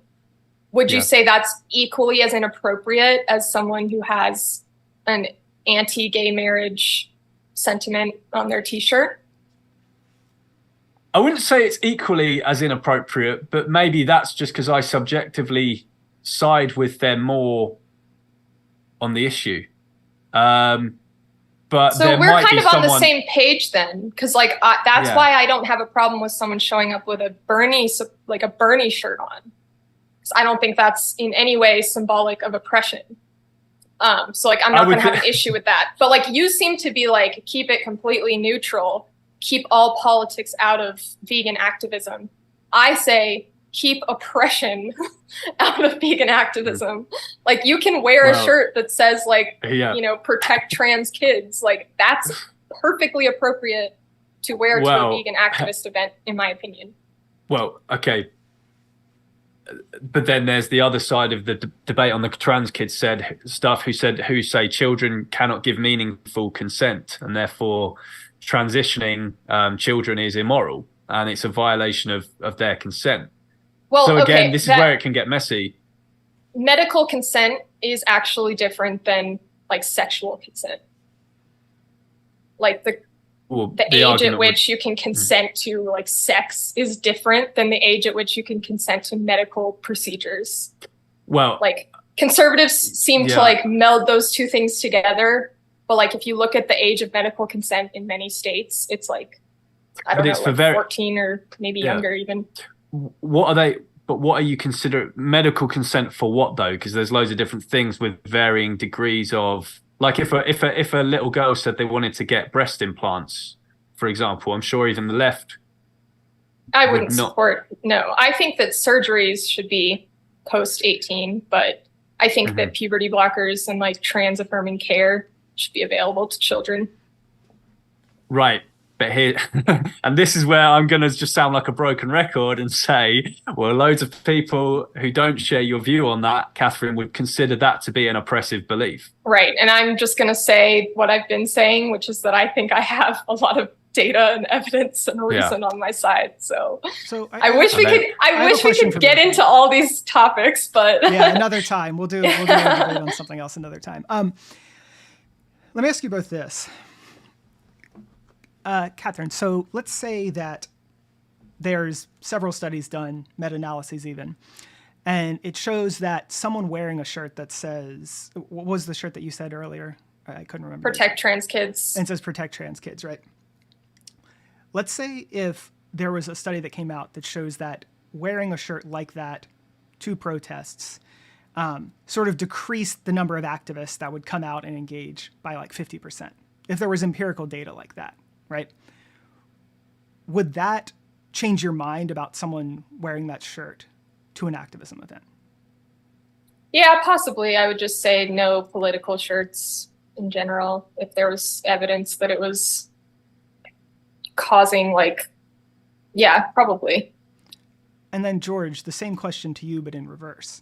If there were evidence that came out that showed that wearing shirts like that actually increased activism and increased people coming out, would you say, well, that I agree with it now, or I'm cool with it? What would that would be all that the shirt said? Protect trans kids. Yeah, or whatever. Make the shirt as inflammatory or not inflammatory as you like. The point is that there's strong empirical evidence that shows that this actually is beneficial to activism and to veganism.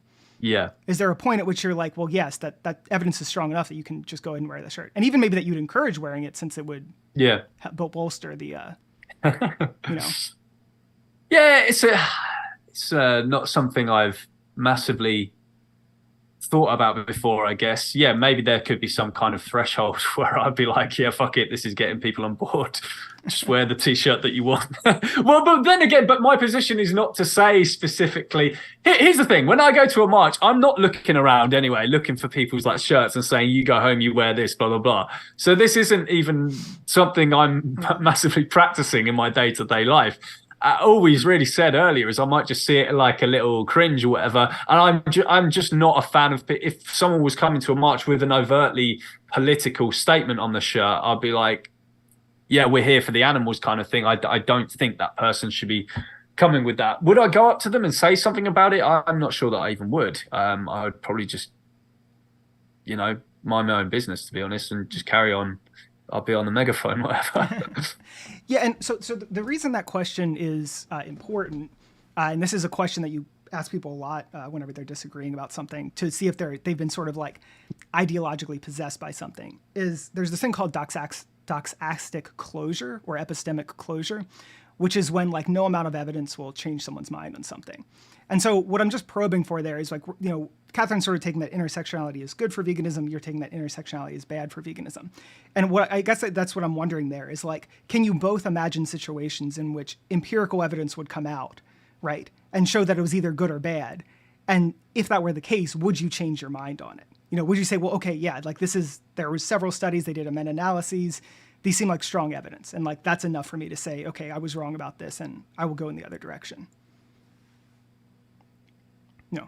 Yeah, the thing is, there might be some certain threshold, but there's so much here to get into that I guess it's hard to just simplistically define. There's so much, there's just so much stuff that this could involve. Potential repercussions of allowing such a thing, even if it did grow the movement by this much, would this then result in 10 years' time it collapsing because this? The thing is, there's so many variables here, is what I'm trying to say. So I think it's a complex question, and I don't have a simple answer to it. Okay. If Justin, if you said, George, the world will go vegan tomorrow if I wave a magic wand and every single person on the planet becomes an intersectional. I would say yes, wave the fucking wand. But We need to find that wand. yeah. But yeah, as I say, there's so many variables in this to come into. Like if you said, George, what if like 20% more of the world would be vegan as long as everyone is intersectional and the vegan movement has to be about this and that and that? I might say, okay, let's say it did grow by 20% that everyone is intersectional. There could be an argument that it would not grow any further because an intersectional framework would mean that most of the world, like outside of the West, would be excluded from this because most of the world outside the West has highly conservative views, for example. So that 20%, while it's a great growth, it might plateau and it couldn't grow anymore because pro-lifers are not allowed in the movement anymore, which is like you're basically cancelling the whole of Africa pretty much. So I guess I have an analogy to make. I think this is relevant. I think I was following what you guys were saying, but I was in an animal rights club in college, and they had this little preamble that they would read at every meeting. And I think I recall it saying something about like racism, sexism, et cetera, are not tolerated in this space.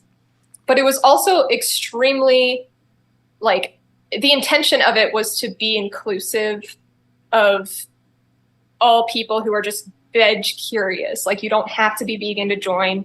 You don't have to be like a progressive Obama supporter to join. Like, you are welcome here. And I think that is very strategic because, like, on the one hand, I do think that sometimes the woke people can go a little too far and alienate conservatives and people who are, you know, centrist or whatever it is by like almost like making too much of a big deal out of it. Like, I think that there's a balance. There's a way to do it that's well, let me just say one thing. Of all your content and stuff that you've produced and how you've like acted over the years and stuff in the movement, Catherine, I haven't seen anything from you that I see as like massively dangerous or anything like that. So when I'm talking about the type of intersectionality I wouldn't allow in the movement, I've not seen your positions to be of any massive threat. I disagree with you a lot on the stuff you've said today, but I didn't see you in 2020 threatening to cancel organizations because they didn't donate to the BLM stuff. I haven't seen you say stuff like whenever there's been like sexual allegations, say like, you know, guilty until proven innocent, lynch this person. In fact, you made a very reasonable and nuanced video on one of those issues a few years back. So there's always some kind of like threshold, I guess. But the type of intersectionality that I've seen practiced over the years in the vegan movement has, well, as I said in my opening speech, I don't think it's just harmful to the movement. I think it's already done its damage. I think the wrecking ball has swung. I think intersectionality took a wrecking ball to the movement in 2020 and has caused significant damage to it already. I think that by intersectionality, well, thank you for that. But I think what you're calling intersectionality here is just like cancel culture. Like, cancel culture has caused problems for the vegan movement. Like, not like people are too unforgiving. People need to recognize that like everyone's ignorant when it comes to certain things. Like, we need to be accepting and like, we're not going to change people's minds by like berating them and calling them fucking scum and trash or whatever. Like, but I think that's the issue. Well, I'm actually just talking about what a movement would look like under these people who want their brand of intersectionality introduced into the vegan movement. And it would be, in my eyes, a total shit show that most of the world would not even be on board with. It would just be a highly America-centric, Western-centric, woke, anti-white, anti-Semite movement. Whereas I don't think that, and you know, that's not just cancel culture that I'm talking about there, because you said a moment ago what I'm talking about is cancel culture. No, these are genuinely the beliefs that a lot of intersectionals actually have, and this is genuinely what the animal rights movement would look like if they were the ruler of the world, so to speak. But I don't. Go on. The definition I gave in the beginning, like all it means to be intersectional is to be aware of other forms of oppression so that we don't like further marginalize oppressed groups in our activism. Like that is not, you have to embrace like this bullshit identity politics and like cancel culture and like all, like, I don't agree with that shit. Like, I think identity politics is foul. Like, I hate it. Well, I want people to be careful of what I'd call the Trojan horse definitions of intersectionality, which is the definitions that try to make it appear more marketable so it can kind of creep into your movement and then infect it from within. The way that I would analogize, I'm not saying this is your view, you have a very moderate view.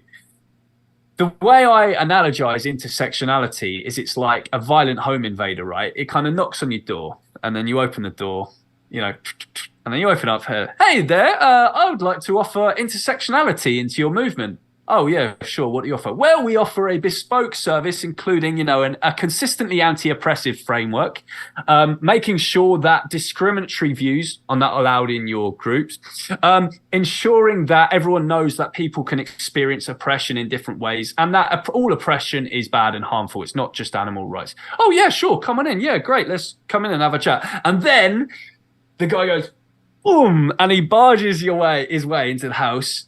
And he holds a gun to your head and says, hey, you, donate to this group who poses a threat to your safety. Hey, you, cancel this person. Hey, you have to have this view on this. So the way I've seen intersectionality manifest into the animal rights movement over the years has been like a Trojan horse. It sounds fantastic. You know, these little descriptions that intersectionals give of what intersectionality is. Amazing. Who wouldn't want to be an intersectional? I'm the biggest intersectional in the world if it means not being oppressive and not being discriminatory and blah, blah, blah. But then you allow it in and then suddenly, well, look what happened in 2020. The wrecking ball swung and yeah. Yeah, I just think it's important to like reiterate that that's not what intersectionality is. Like, I don't know. So I have a random question here. Sorry, this is me not knowing much about this. Do people who identify with like an intersectional framework, do they refer to themselves as intersectionals? Okay. No. Do people say like, hey, I'm intersectional and therefore XYZ? Like, is that a common thing to say? Like, I guess my question is like, how are we identifying intersectionals? Because this has been something I've like maybe been a little confused about throughout the debate. I think intersectional is kind of like similar to referring to, I'm trying to think of the right analogy. It's not like an actual word, like it was made up. I think that I have an intersectional lens to my activism, but I wouldn't call myself like an intersectionalist. Like, I don't know. Okay. But it's kind of semantics. I don't think it really matters, to be honest. I think all so. right. This is, sorry, go ahead, George. I'll let you go. Yeah. This, Justin, is how I would describe the average intersectional. Okay. So in order to be the average intersectional, your argument about animal rights must be based upon two premises, right? Number one, that veganism is as much a human rights movement as it is an animal rights movement, because humans are animals. And number two, that it is a far left political movement. That is the key two components of the average intersectional in the vegan movement. Okay. So I think there's an analogy there to feminism. Like, feminism, to be an intersectional feminist is like, yes, we can talk about how the patriarchy hurts men, but like the feminist movement is not about men. So like the vegan movement is about non-human animals. It's not about humans. But like we can talk about, because it's objectively true, that animal agriculture does have ripple effects and harms humans. Like we can point out those things. But like ultimately, the animals deserve a movement dedicated to their plight. And humans in that context are the oppressors. Yeah, well, I like George. that you've said that, but the problem is a lot of intersectionals say, but Catherine, humans are animals too. So the movement is dedicated men to are them. humans. Like, I mean, we are. That's true, but it's Yeah. like the difference between like men and women are both humans. Yes, humans are animals, but what we're talking about specifically is non-human animals. Yes. Now, George, what can I'm I- basically saying is, go on, Can I ask you go on, something? Justin. When you defined intersectionals, is that a definition that someone who is intersectional themselves would accept, do you think? No. Not the first one. No. I yeah, do I've agree, never- though, with the second part, which is that I do believe veganism is inherently progressive and leftist. Like, it's a progressive ideal. They would, in other words, they would agree that it's leftist. That an intersectional would agree on that, but an intersectional vegan, Catherine, you don't think would agree with like that human rights are. What would you say? What was the first part, George? Yeah, the average intersectional, despite that, they wouldn't agree with my definition, by the way. So I just want to say this is not the definition they use. They would use a Trojan horse definition, such as intersectionality means, nicey nice this and not allowing this and just be, and acknowledging different forms of oppression. That's the Trojan horse definition.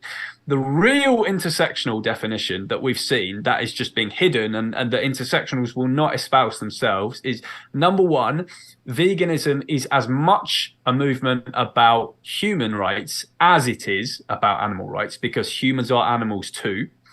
And number two, I reject that. That's fine. Yeah. That's what. Well, Okay. but again, yeah, you're more moderate than the vast majority of intersectionals, anyway. And then number two is that veganism is a far left political movement. So these are the two premises ultimately that intersectionality, certainly in the way that I've seen it impact the movement, is based upon. And intersectionals would not admit this, but this is what it is. I admitted the latter, so. Okay. Would you say it's far left or just? Yeah, definitely. It's very not normal. Like, it's fringe. Not very many people agree with animal liberation, so it's pretty far left. I think That's not how I define far left, but okay, I'll let Justin. Well, there. So, It's considered extreme by the norm. Like, if we're talking about the Overton window, it's far left. It's far left. Yeah. There's not like a concise definition of far right and far left. It's all kind of relative depending on the Overton window. Go on, Justin. Sorry, we've interrupted you for like 5 minutes now. Yeah, no, Sorry. it's just there's this issue with defining groups and who gets to define them. And I'm not really sure where I fall on that, because, I think if I were to take, like, let's say an anti-vegan, and they were defining what veganism was, and they were like, the average vegan is like X, Y, Z, I think I would probably be like, fuck off. Like, I'm not going to accept that definition. On the other hand, I think that, Catherine, you might actually agree with something like that were it to revolve around racism. So, like, if someone's like, I am pro, I don't know, like some covertly racist position, right? And they would say X, Y, Z, and we'd ask you that question. You'd say, well, what do you think of them? You'd be like, well, they're actually racist. That's what the position really is. Mm-hmm. Do you see any sort of, I don't know, like tension or similarity there? Or do you guys have any thoughts about who should get to define the group of people that we're talking about? Yeah, that's a good point, because it's annoying when it's done to, like, the vegan movement, for example. Like, I don't think that non-vegans should be defining veganism. Mm-hmm. But at the same time, like, I recognize what you're saying, like the way neo-Nazis, for example, like actual white supremacists, like, they like to define their movement in ways that are like kind of like the Trojan horse analogy you were making, right, George, where they're doing all these dog whistles because they don't want to actually come out and say what they actually believe. They want to make it more palatable. But actually, I think that as a vegan, I do come out and say exactly what it is I believe. Like, I'm not trying to hide my beliefs and couch them in like this way that I don't know. That's so interesting. I don't really have a great answer, but I mean, there's a fundamental tension there about who defines the group, and because like there does seem to be like you want to let them define themselves, and obviously someone coming in is going to be biased, but the group could also, or rather small members of the group even, could have more devious motives and more Right, devious right. methods. And so it does become it does become an interesting. I just like literally thought on this on the spot when you guys were talking. Yeah. About it, so it wasn't like a question I prepared to ask, but it is kind of interesting. But I think the difference though is that like, it's like, are you playing hide the ball with what you actually believe or not? Because like I would say I'm not playing hide the ball, whereas I would say that the white supremacists are playing hide the ball with what they believe. So I think that's why it's fair for me to point to them and call them racist and say, here's why your beliefs are racist. Whereas like, I don't think it's fair for them to try to define animal rights as this like, you know, like authoritarian, crazy, whatever it is they would say, like we're a colonialist or whatever. Like they're wrong in that assessment. Like their assessment is incorrect. Like veganism, and I can make an argument. I can lay out my reasons why it is not colonialist, whereas their views, I can lay out why I think they are racist. You know? Yeah. Thoughts, George? Yeah, it's ultimately whoever coins a term will ultimately define their movement as what it is, and you know, those who are experienced in whatever movement it is, so long as they I mean, it's just a case, basically it just comes down to who is being truthful and who is not, right? I mean, there are a lot of people in certain movements who will do the whole Trojan horse thing and just mask it as a thing which it's actually not, so that it can creep into whatever it is that it's trying to infect and to destroy. I don't think that veganism has that issue, and I think vegans, rather than carnists, are the authority on what veganism is.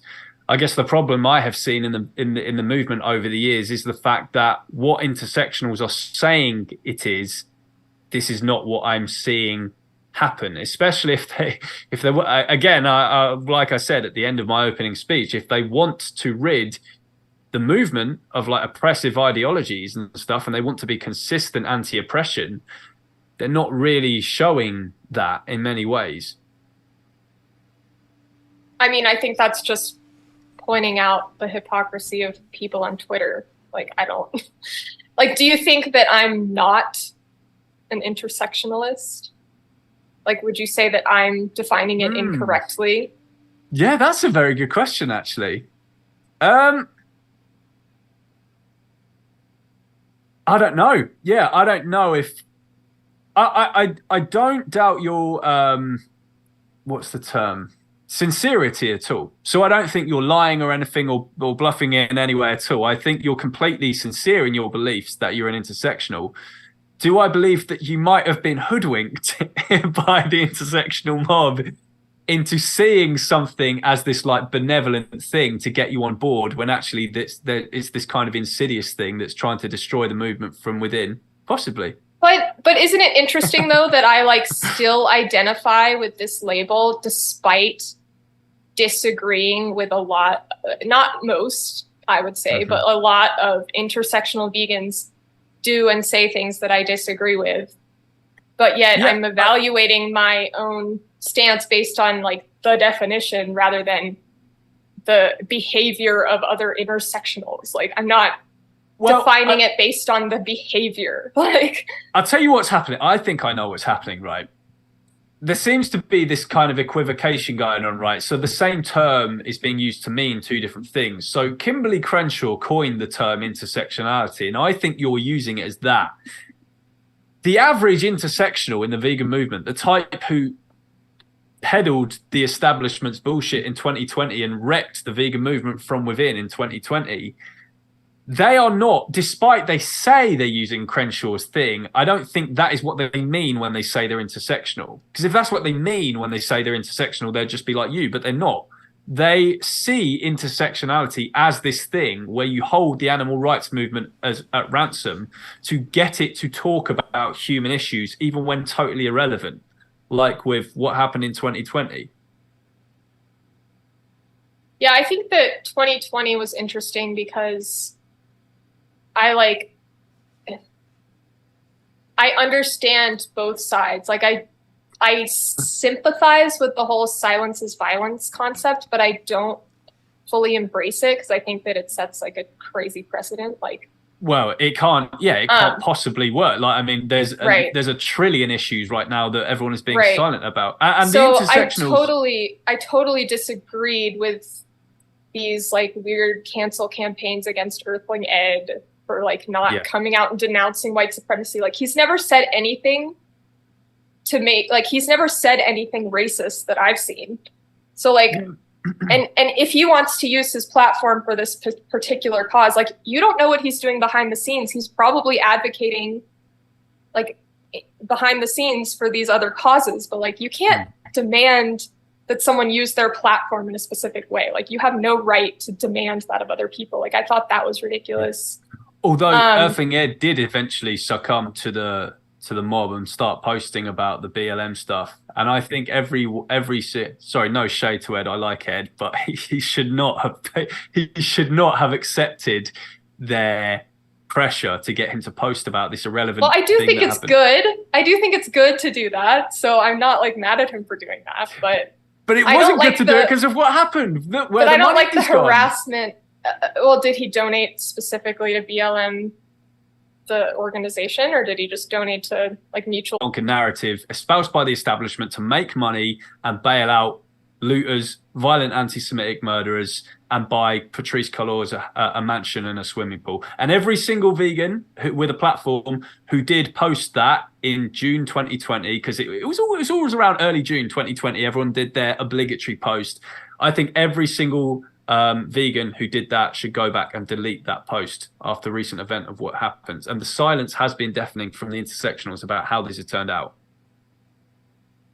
I wish we could get into, the topic of systemic racism and transphobia and all that, because I'm sure some of the viewers are going to be disappointed that we didn't really dig into those topics, but maybe we can some other time. Yeah, that's a good point, actually. I just wanted to ask did I have a question for you, George? I think I wanted to ask one more question of you, Catherine, and then I want to turn it over to the audience, to any super chats that people want to put in. So here in a second, guys, if you want to send super chats or anything like that, asking questions directly to Catherine or George, just go ahead and do that, and I can read through all the super chats.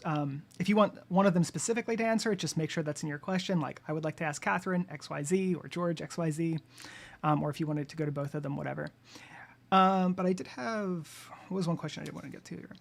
So, we talked earlier about George had gone on, I guess, what was the woman's name, her YouTube channel that you went on? I guess she's conservative or? Oh, David Nino Rodriguez is a bloke. He, okay. Or was it Misha Petrov? Misha Petrov. Sure. Yeah. Overall, I appreciated that conversation. I thought you did an overall good job. So. Oh, thanks. That's what I was going to ask, Catherine. Would you have gone on, assuming that you felt like they would give you a fair shake, at least on the veganism, would you have accepted invitations from them to go on those channels? Yeah, definitely. Okay. I would have handled it a little bit differently because I think that, like I said, overall, I think George did a good job, but I think that he was legitimizing some of her narratives that I find to be oppressive and harmful. So like, I wouldn't have done that. I wouldn't have been like, yeah, these crazy woke people, like, I don't know. But what was the rest of the question? That was just it. I just wanted to know if you would actually go. Oh, okay. Yeah, because I know some people. Yeah, absolutely. So then I have a question for both of you. We'll go back to Nazis because we just have to keep bringing up Nazis. If there was an avowed Nazi who had, God, this is scary to think about, like a following of like 1 million people, right? And they had a YouTube channel and they asked you to come on specifically to talk about veganism. Would you go on that individual's channel and talk about it? Probably not. 1 million people? Million subscribers. Oh, I would have to take a bar of Xanax for that. Yeah. I would probably drink about a bottle of whiskey before I went on, but yeah, fuck it. I'll take one for the team. I'll go on. So that fist didn't mean I just raised the fist there or something. People would think that's a gun. I meant like to speak for the animals, obviously. Yeah. But yeah, no, fuck it. If it's 1 million people, yeah, I will go on anyone's channel to advocate. I don't give a shit. I know I would get cancelled the fuck out of. But I mean, it's too late anyway. I've already been cancelled a million I times. wouldn't have the intention to convince them. I would just have the Right. intention to have a large platform to spread veganism. Like, As it happens, I did debate on a fascist's channel a few months back. His username is Big Papa Fascist, Andrew Wilson. He runs the debate channel called The Crucible, and I debated him. Yeah, I don't know if any of you saw that cancerous debate. Dude, he seems to think in my opinion, I reductioed him in like the first 3 minutes by getting him to say he would kill and eat his own dog, Sue, so long as she wasn't his. That I consider that a reductio. He considered that him winning the debate somehow. Yeah, but anyway, those dudes are fucking ridiculous, man. Yeah, fucked in the head. I couldn't believe it, the stuff they were coming out with. But yeah, I did go on that channel and debate him. And I actually think I inadvertently spoke to Richard Spencer on the show because a guy called in. I won't say who the username is because I don't want to like point fingers and say I reckon this person is this person. But someone called in and he sounded just like, I mean, it's a fascist run channel. And someone called in and he sounded exactly like Richard Spencer. And he asked me questions about veganism. And I was like, did I just fucking speak to Richard Spencer? Jesus. Okay. Sorry, just an interesting story. I'm going to say it's a low probability that you talked to him, but if you did. No, I do. I'll tell you what, Justin, I will send you the clip. I honestly reckon it's him. I genuinely reckon I'll send you the clip. That channel is straight cancer, though. I had actually considered going on there and debating.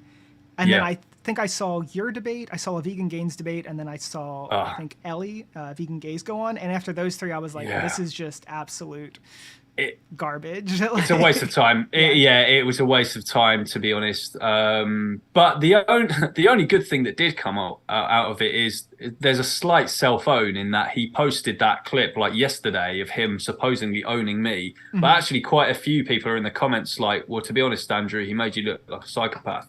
Yeah. So there's There's always that. All right.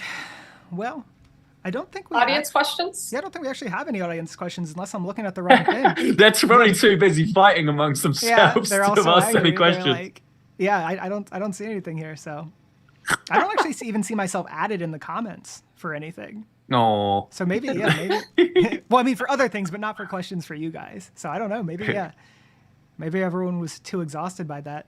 How far? We got 2 hours. Yeah, that is crazy. I think we solved it. I think we solved all of it. So wow, we just ended. Just ended discrimination in the vegan movement. Yeah, but yeah. Okay, so someone did ask a question. One BLM leader does not represent an entire justice movement. Ex-vegan carnist argument. PETA doesn't represent. I know who. POC are the most oppressed humans on Earth. You guys want to react to that? Someone react to that? Well, I know who that is who wrote that that comment because she just posts the same copy pasta on every single place, everywhere, wherever I am. So I'm not going to respond to that, but I'll let Catherine respond to that if she wants, although Catherine might agree with her. I don't know. Yeah, I definitely agree that you can't use like Patrice, whatever her name was, BLM leader. Like BLM is a decentralized organization, and then there's like a actual nonprofit, like a 501c3, which again, I said there may be fair criticisms of. But yeah, that's not a representation of like the BLM movement as a whole. So I agree with that. Actually, do you know what? No, I'm tempted now. I've bit the bait. I do want to reply to that. All right. Okay, that is what that person just said just there. That is not a standard they would hold an animal rights group for. If I went out and tried to shoot someone because they were Jewish, and then AV bailed me out for 100 grand, or Viva or PETA or Mercy for Animals, that group would be cancelled to shit by that very person, rightly so, by the very person who just posted that question. So yeah, if you go out and try to murder a Jewish person and then you get bailed out by that group, yeah, I'm sorry, that is representative of that movement in that person's eyes. They're just only applying that to when it's BLM, they let them off the hook. If it was an animal rights group who did that, they would not let them off the hook. Okay. Let's see, we got another one now. Okay, now people are asking questions. It took them a little bit. This one is, how does George not understand that the outcomes of people's beliefs is more important than how they self-ID politically? I don't know if that's exactly a question, but you can respond to it. Why don't you understand that, George? Well, I don't understand the question. Do you want Can me to someone read it? explain? Yeah, can you repeat that? Yeah. Can you repeat that? How does George not understand that the outcomes of people's beliefs is more important than how they self-ID politically? I could put it into like more of a question, like, George, do you think it's the case that how you ID politically is more important than the outcomes of your beliefs? Well, the outcomes of your beliefs would be more important, right? But the person is saying that I don't believe that? That they seem to be implying that you're not saying that, yeah. Maybe Yeah, I they're don't know what saying it that was. maybe they're saying that you're giving more credence to people identifying as I think such a thing rather than I think maybe what they're talking about here is I don't know. I guess what I was going to say is I thought maybe what they're saying is like there was like a nut picking fallacy in there. This is where like you say intersectionals believe X, right? Because like you've chosen some subsample of them when like most intersectionals don't believe that or something like that. I don't know if that's or it's not genuinely intersectional. Like if someone identifies as a progressive, like you have to judge their actual beliefs and like the outcomes of their beliefs more than like just them saying they're progressive. Well, I would say to that. I'm not entirely sure. I don't know. That was my I would say to that interpretation. person, so whoever's wrote that question, my interpretation of intersectionality is based on what I've seen happen in the animal rights movement. So just as we go back to my opening statement, my belief was that it's already massively taken a wrecking ball to the movement, and 2020 was a perfect example of that. And these were the outcome of these beliefs. Okay. There was one other one that just said, ask George what woke means. Yeah, woke would mean, in my opinion, saying things that so the way that woke people would describe being woke would just mean something like, being against racism, being against sexism, being against homophobia.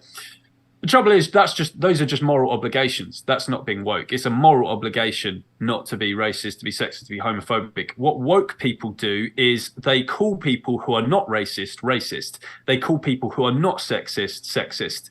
And they basically, it's basically a big bullying, shaming tactic, manipulative, gaslighting.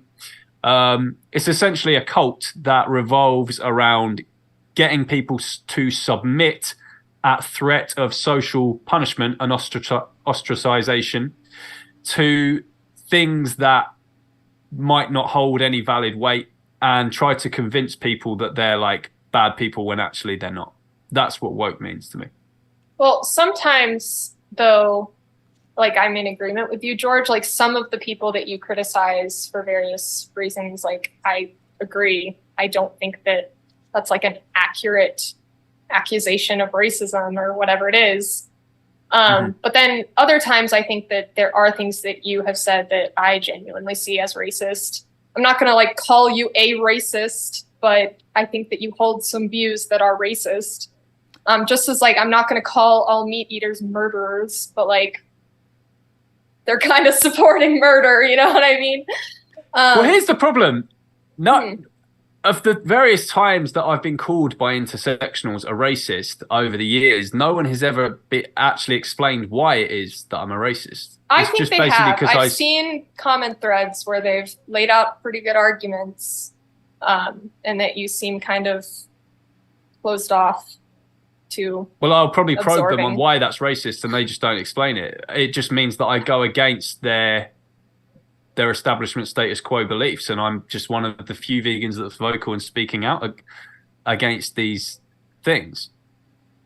Yeah, that's why I think it would be productive maybe some other time to have a conversation about this specific topic, because that's also this is the follow-up the person wrote here, and I think they are kind of getting at this point. So they said, sorry, what I meant is people don't believe they are themselves racist. We should determine if they are racist based on the outcomes of their beliefs. So that's what that person was trying to say earlier, at least with their clarification. I don't know if you guys want to add to that. And I can say to that, like, I've, over the years, I had like an anti-woke phase, you know, I've been called racist, and a lot of the times even after all the self-reflection I've done, some of the stuff I see as like, I still don't get how it's racist. I'm like, I don't see that as racist. Sorry. Like, you didn't make a good argument. But then there have been a couple things where, like, I understand. I'm like, yeah, that was a microaggression. Like, I understand, like, I was ignorant. Like, I shouldn't have said that. I recognize that I used to be a little bit racist, you know? Mm-hmm. So, I kind of got a little, I kind of got lost, but. I think that's just the thing is, like, should we judge racism based on someone's professed identification as such? Right. Yeah. And I never thought that I was racist. I was never overtly racist, or I never believed myself to be racist. But like, looking back on a few things that I've said in the past, I now understand we're racist. Like, I fully admit that. So like, would you call me a racist back then? I mean, I probably would have taken offense, but like, it had some truth to it. So, well, I would say the average person who says they're not racist actually isn't a racist, and we should just take their word for that, because in the vast majority of cases, it's just not true. They're just being labeled as something that they're not. I think actually most racists would just say they are racist. There are plenty of racists who say they're not racist, but overwhelmingly. But how do you know you're not one of them, George? Because I don't give a shit about skin color and I don't stand for discrimination. Like, so I don't want to let these people gaslight me. Yeah, I understand that you don't want to like be a cuck. Like, I get that too. Like, I feel like there have been times when people have insinuated that I was being racist, and like I said before, I still to this day don't see it. Like, I'm not just gonna bow down to them and be like, oh, a black person said I am, so I must be like. Yeah. Like, it's, but like, if they have like a good argument and like it's explained to me in a way that makes sense, I'm going to be like, oh, I see that now. Like, but I've never had a good argument explained to me about what I've been called any of these things. That's why I think it would be productive in the future to like really hash this stuff out, because I think that I could make a clear case for like some of the things you said are rooted in racism. I think, let me do something real quick here, because I think that, I don't know if you've heard this term suitcase word, but I think to me, a lot of these words run into the same issue: woke, intersectional, racism. I've heard this term suitcase word, which means that like you can't just look at the word on its face. Like, it unpacks in many different ways. Like, you actually have to open it up and like rip its guts out to see like what you're talking about. And I think with those words specifically, particularly racism, there's an actor-action distinction. So whenever I'm like I get into some weird like moral or ethical conundrum, I'm like, let me do the actor-action distinction and see like what comes out of it. And so I think that what might be happening there is that, like, for instance, like my parents, definitely hold some racist views, but like. If I were to actually talk to them, I'm like, well, do you like dislike black people? They'd be like, no. I won't eat anything that casts a shadow. And if I'm like, do you think like that black person should be passed over for that job? No, of course not, just because they're black. Well, do you think like, and I could go down the line and ask them, and they'd be like, no, like none of that stuff. But they still say racist shit. Like, you know what I mean? And so there's like, in the sense of like the actor themselves, like you can either be such that you don't hold any animosity or any hate towards other races, but you can still effectuate a behavior that might hurt those other races, right? And so, like, or propel like a narrative, right? Or perpetuate a narrative, yeah. Right. Or even, I don't know, maybe like, I guess like voting is the main one for like systemic issues, but maybe even in a local election, you vote for an individual and you don't realize that they're like doing something in the local court system such that their practices are going to be more likely to pick up some minority or something. Maybe they're more likely to target Asians or something like that. And it's like, I think that just like, when you just say racist, I think what a lot of people hear, particularly in my parents' generation, is they hear like intentional maliciousness towards another race, right? And I think in that way, I do think like, I think very few people are racist in that sense, or a small percentage, not absolute numbers, obviously. absolute numbers can be quite big. But I think that this second type, where what we have is you're doing something that potentially has disproportionate effects on other races, that seems to me like that's probably quite common, I would say. And so I think like, again, when you call someone racist, what they hear is like, I dislike people from a certain group or bigoted or something like that. And I don't think what they hear is, I'm in some convoluted sense supporting a systemic type of racism. So I don't know if you guys have any thoughts on that. That's often how I try to unpack that word whenever I'm talking about it. And my parents have like responded much better to that in general, by the way. Like when I'm like, look guys, I don't mean this. But when you're saying like, I mean, I can't even say the things because like whatever, I can't say the things on stream. But when you say something like this, like some like just very obvious like stereotype that's just ridiculous at this point, that's going to be obviously hurtful to someone in that group in a way that you just absolutely don't need to be hurtful to them, Yeah, that's why I don't like to label people. I mean, I'll happily label someone like Donald Trump as a racist, but like that's why I hesitate to label like all people who voted for Trump or like George or like I don't. Even if I do believe it on some like I understand that George doesn't like hate Black people in his mind, like, and I know he's a good person with good intentions, so I'm not going to be like I like the action distinction. Yeah. Like I think that George has said things that are rooted in racism. That is like an action, I guess, but I'm not going to assassinate his character and label him a white supremacist, because I don't know. Thoughts, George? Well, all I can respond by saying is I don't think that I have said any such things, but then I don't know what these things are because I guess Catherine's not saying what they are, but maybe we can discuss this another time. But I would say that I've never said anything that is.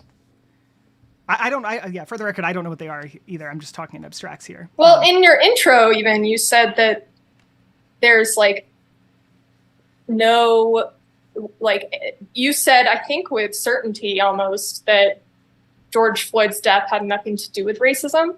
I think it's fair to say, I do think it's fair to say that there isn't evidence that it was like a hate crime, like they would have brought that up in the court case. But to say that it had nothing to do with racism is like the burden of proof is on the believer. Claim. It's not at all. No, here, let me explain an analogy real quick. So like, if you look at any one specific storm, like a hurricane or a flood, you can't say definitively, like you don't have evidence that that was caused by like anthropocentric climate change. But like as a big picture, like these events have increased dramatically because of climate change. So like I think is likely, and based on like Derek Chauvin's character and like these other factors, like I think that it is highly likely that race played a role. Maybe it wasn't necessarily like it wasn't a hate crime necessarily, it was bad policing. But to say that it had no role whatsoever is just like no role whatsoever. No, well, it's the same as an atheist just saying there's no God, and then a Muslim saying that's a bold claim. Look at the earth.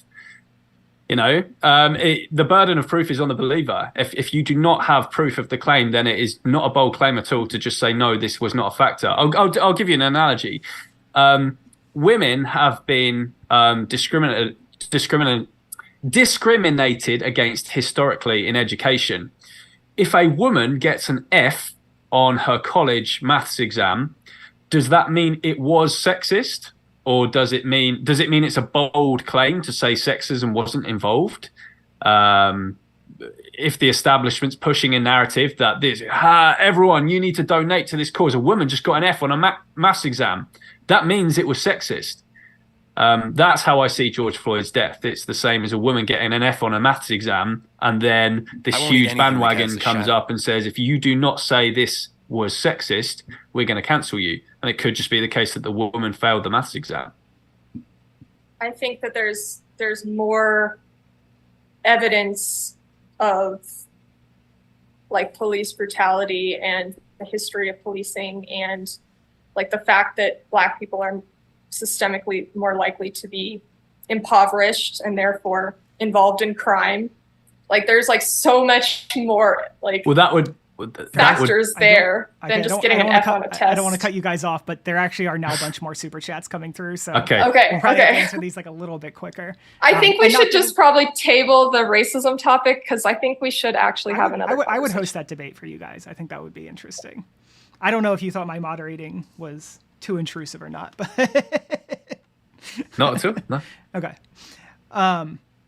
So this comes from Total Veganic Futurism. He says, can George and Catherine, so this is to both of you, can they define leftism and explain how or how not the establishment fits that definition? So basically, like, what is leftism, and to what degree do you think the establishment fits the definition of leftism? Seems to be the question. Either one of you want to go first? Here, take it. I can. I don't know if I've been hogging the mic here. Do you want to go first? Okay. Not at all. Okay. So I think that leftism is like a subcategory of progressivism. It is defined by opposition to capitalism and like an economic, like a class analysis of problems in the world. And so when we look at the establishment, so there's this term called class reductionism, where essentially people pin it all on class and they kind of ignore the issue of race, when in reality it's kind of a blend of both. But there's also the race reductionist. So that's what I think the establishment media, like mainstream left liberal media like CNN, MSNBC, they're kind of making it more about race and ignoring the class aspect.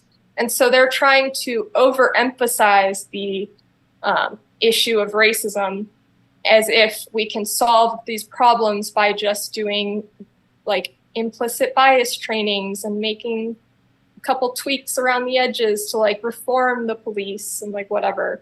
But like the fundamental issue is that Black people are more likely to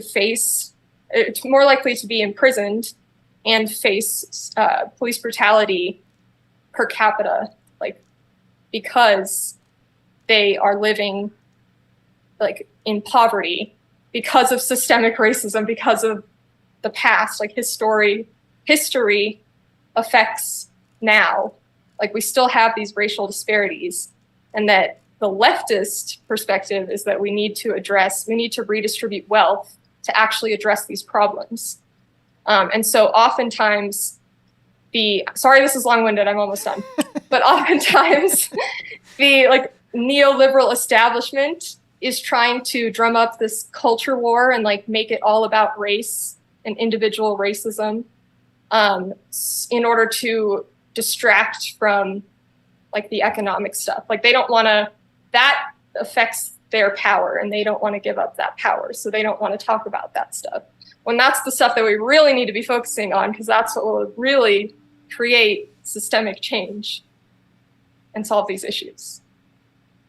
I hope that makes sense. And same to you. Yeah, the way I define the left, if that's part of the question, is, well, to be honest, it's hard to understand for me at the moment as a centrist, because a lot of the stuff that the left says they are not. But if I'm to be charitable, it would be about defending the little guy from like overwhelming power. So the idea of standing up for the little guy, ensuring that the big guy pays their fair share, so through like taxation and things like that, and like a more forced system of equality rather than what's the term? Rather than like a dog eat dog, a rat race kind of thing, more kind of like forced equality over something like a free market. Meritocracy. Over a meritocracy kind of thing, and less personal responsibility, and this understanding that people are shaped more by their environment than Yeah, right wingers would say more that we're personally responsible for things, whereas left wingers would say we're more products of our environment, like the thing Catherine said there, about systemic racism being the reason black people fall into crime and blah blah blah. So that would be an example of the left, I guess. And then how the establishment plays into it. This is what's being sort of pushed now as like the dominant thing, where it's like if you have the safe opinion, if you agree with these things, I think that Catherine believes, you have the unsafe, the controversial, the cancelable opinion if you have what like a right winger believes. So that is what I would call like, that is how I would say it's playing into the establishment, the link between the left and the establishment there. I think I would reject that last point because I think that the left is also like censored by the establishment media. Like if you look at CNN and MSNBC and all these mainstream sources, they're not kind to like genuine leftists. Like they don't want to hear that, you know, because it threatens their power. So I wouldn't say they have like a leftist bias. I think they have a neoliberal bias. Okay, cool. Next one. Some of these aren't really questions. They're just statements, which I guess you guys can react to. Compassion is Power says misanthropy is racism. Apathy for humans harms people of color. Any thoughts on that? I'm not gonna. I know who that person is. I'm not gonna respond to her claims, but that's a nonsense claim. Anything to add, Catherine? Or It's such a shitty, prejudiced world.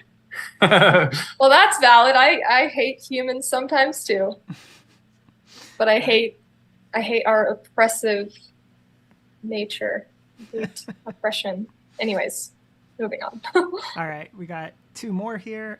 Animals are beautiful people donated and said, veganism is about the animals. Watch Dominion. Nobody is as oppressed as these innocent animals. Stop diluting the message with woke politics. That's not exactly a question, but any reaction? That is the oppression Olympics right there, which I reject. I think that it's objectively, like, yes, you can make a fair argument that they are the most oppressed just by the sheer numbers and like what we do to them. But I think that like other issues matter too. And I don't think we should be playing this game of who has it worse. Like, I think we should just call out oppression wherever it exists, because like it doesn't matter. Just because someone else is suffering more doesn't make your suffering like not matter, and not like we should talk about it all. George? Yeah, I mean, I agree with the commenter's point, but I would just reject Catherine's point, because I think intersectionality is the very definition of the oppression Olympics. It's if you are this identity, you have this many, you have the gold star, you're the most oppressed. So if you're a cis het white male, you're not even on the podium at all. You cannot be oppressed at all, So I would That's also an example of oppression Olympics that I reject. So I don't think that is intersectionality. I think that's just very quick question, toxic identity politics. Yeah. We won't get into this debate, but I just want your answer to this. Do you think white people can experience racism? Yes, I do. Yeah. That's interesting. I don't think we experience systemic. I don't think we're systemically oppressed, but I do think that you can be racist towards white people. Yes. Very interesting. You're the only sexual in history I've ever heard say that. You know who else thinks this? Ibram X. Kendi, who you guys think is like the most crazy woke person.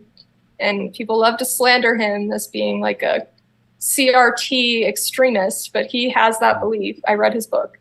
So. Oh, interesting. Very interesting. Mm-hmm. All right.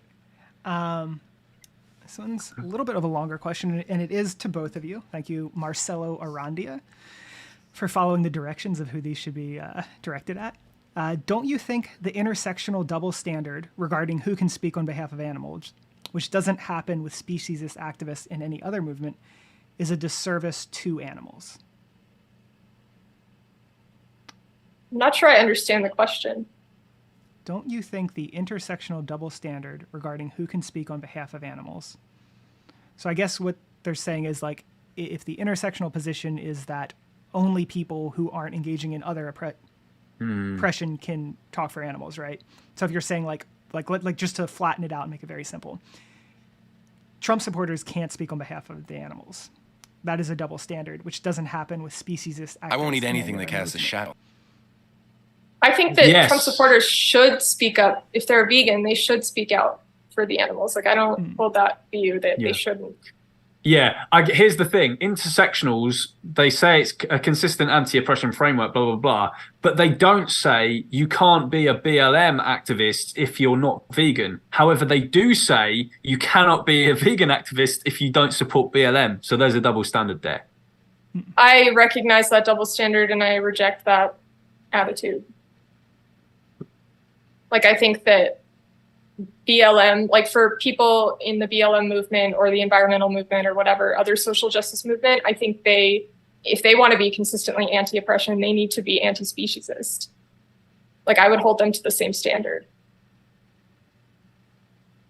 Okay, cool. Got another one from Robin Hood 6143. Why does it only go one way? BLM and other movements should talk about veganism because it is a bigger issue, which is, I think, kind of what we were just talking about there. So this person is saying that BLM kind of like holding the view that they should talk about veganism. So I think consistent anti-oppression.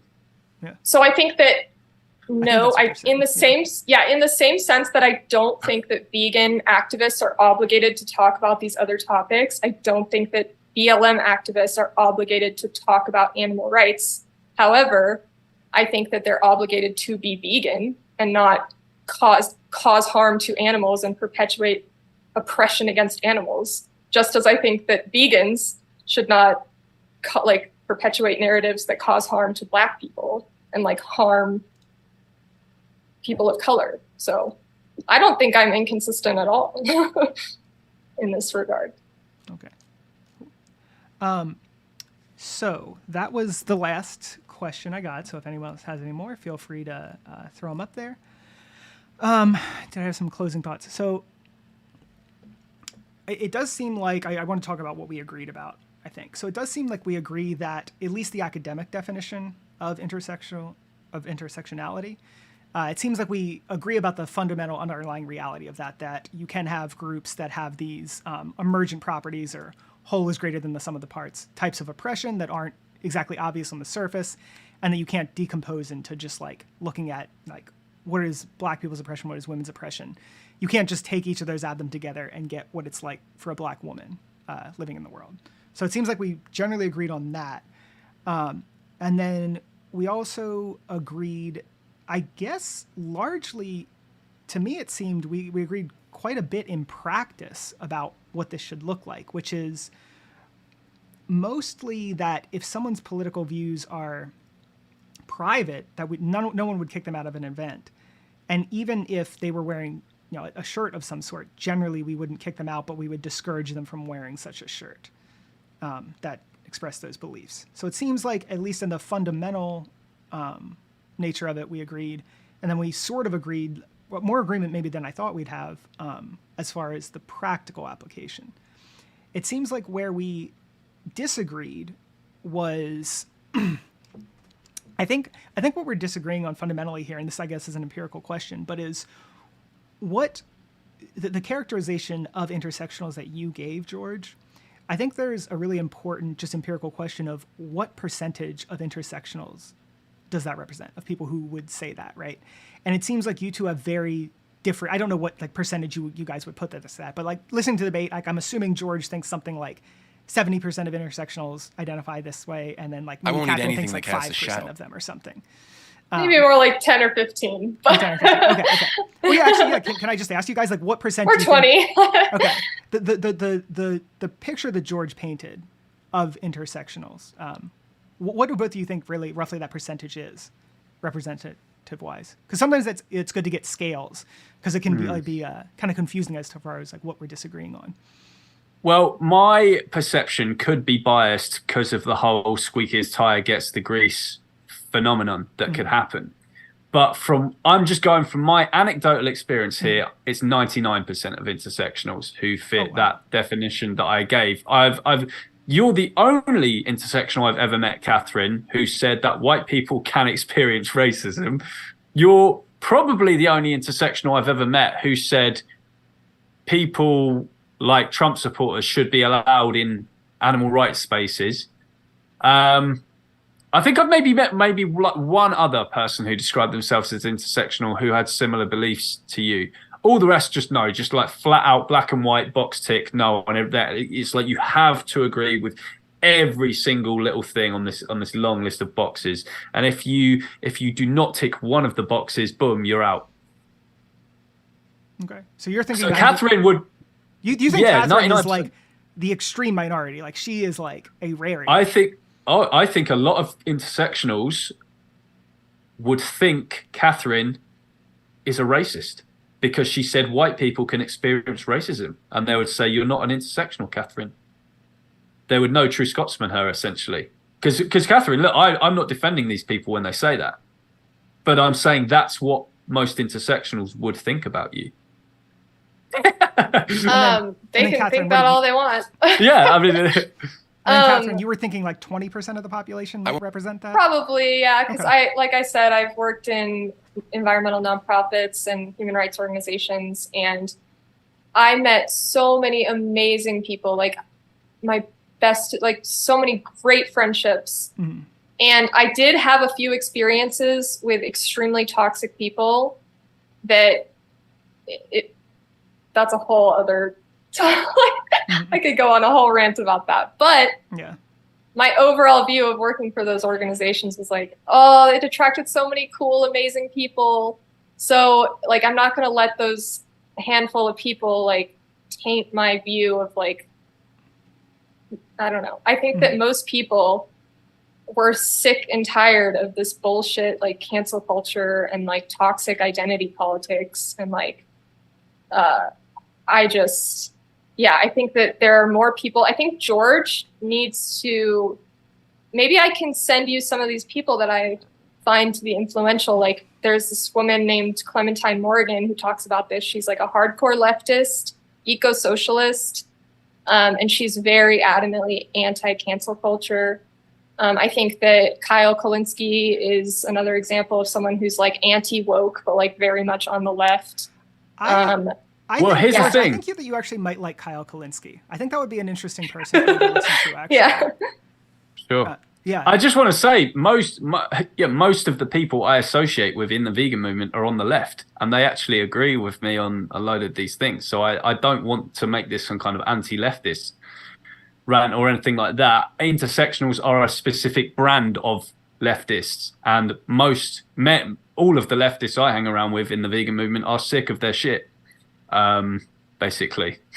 So I don't want to paint this as this whole like left versus right thing. This is like the movement versus a specific mob of people who, in my opinion, have put a wrecking ball to it in 2020. But I would consider myself like a far radical leftist. Like I think that I am not like a moderate. Like I'm very much anti-capitalist. Like I don't like, I appreciate that you think that I'm a moderate in the sense that I'm not like being ridiculous and unreasonable. I just think we have different conceptions of what moderate means. Like, well, yeah, put it this way. You're one of the few people on the far left who will actually entertain a discussion with someone with opposing views to them. The common consensus on the far left is just, if you have the different opinion from me, shut it down. You're a this, you're a that, and I will not be engaging with you. As happened with the person who made the documentary, which I shall not name, who refused to go on David Nino Rodriguez's channel and turn potentially thousands of people vegan, which I did from going on there. Okay, so we actually are now getting more questions. I don't know how long you guys can stay. We've got like I got like 10 minutes, and then I'm so hungry. I need to go. It's nearly 9 p.m. here in the UK, and I haven't eaten either. So I need, Okay, we got two quick ones for you. George, this one's to George. Do you think intersectionals view veganism as a cause with a utilitarian purpose of reducing suffering instead of as a paradigm change that doesn't need the government to intervene? Well, here's the thing. I think a lot of intersectionals are just actually in the vegan movement because they did it to be consistent. I think intersectionality, because it's a thing that exists outside of veganism, I think if it's this whole consistent anti-oppression framework, what happened with a lot of intersectionals, and this is why so many intersectionals are massively speciesist, like the most speciesist people in the movement, is because they looked at the list of all the groups who are oppressed, and then they went, "Oh, animals. Oh, they're oppressed apparently. Oh, okay. I guess I'll go vegan then." And they were an intersectional before they went vegan. So I don't know what they're. To be honest, I don't know what they're seeing it as, but I think a lot of them have just fallen into animal rights without really understanding what it is, without actually considering that a lot of the time what they're saying is speciesist, without considering that how they're acting is not how they would act in other movements. For example, scrutinizing animal rights groups, but not scrutinizing, I don't know, racial justice groups or gay rights groups or whatever.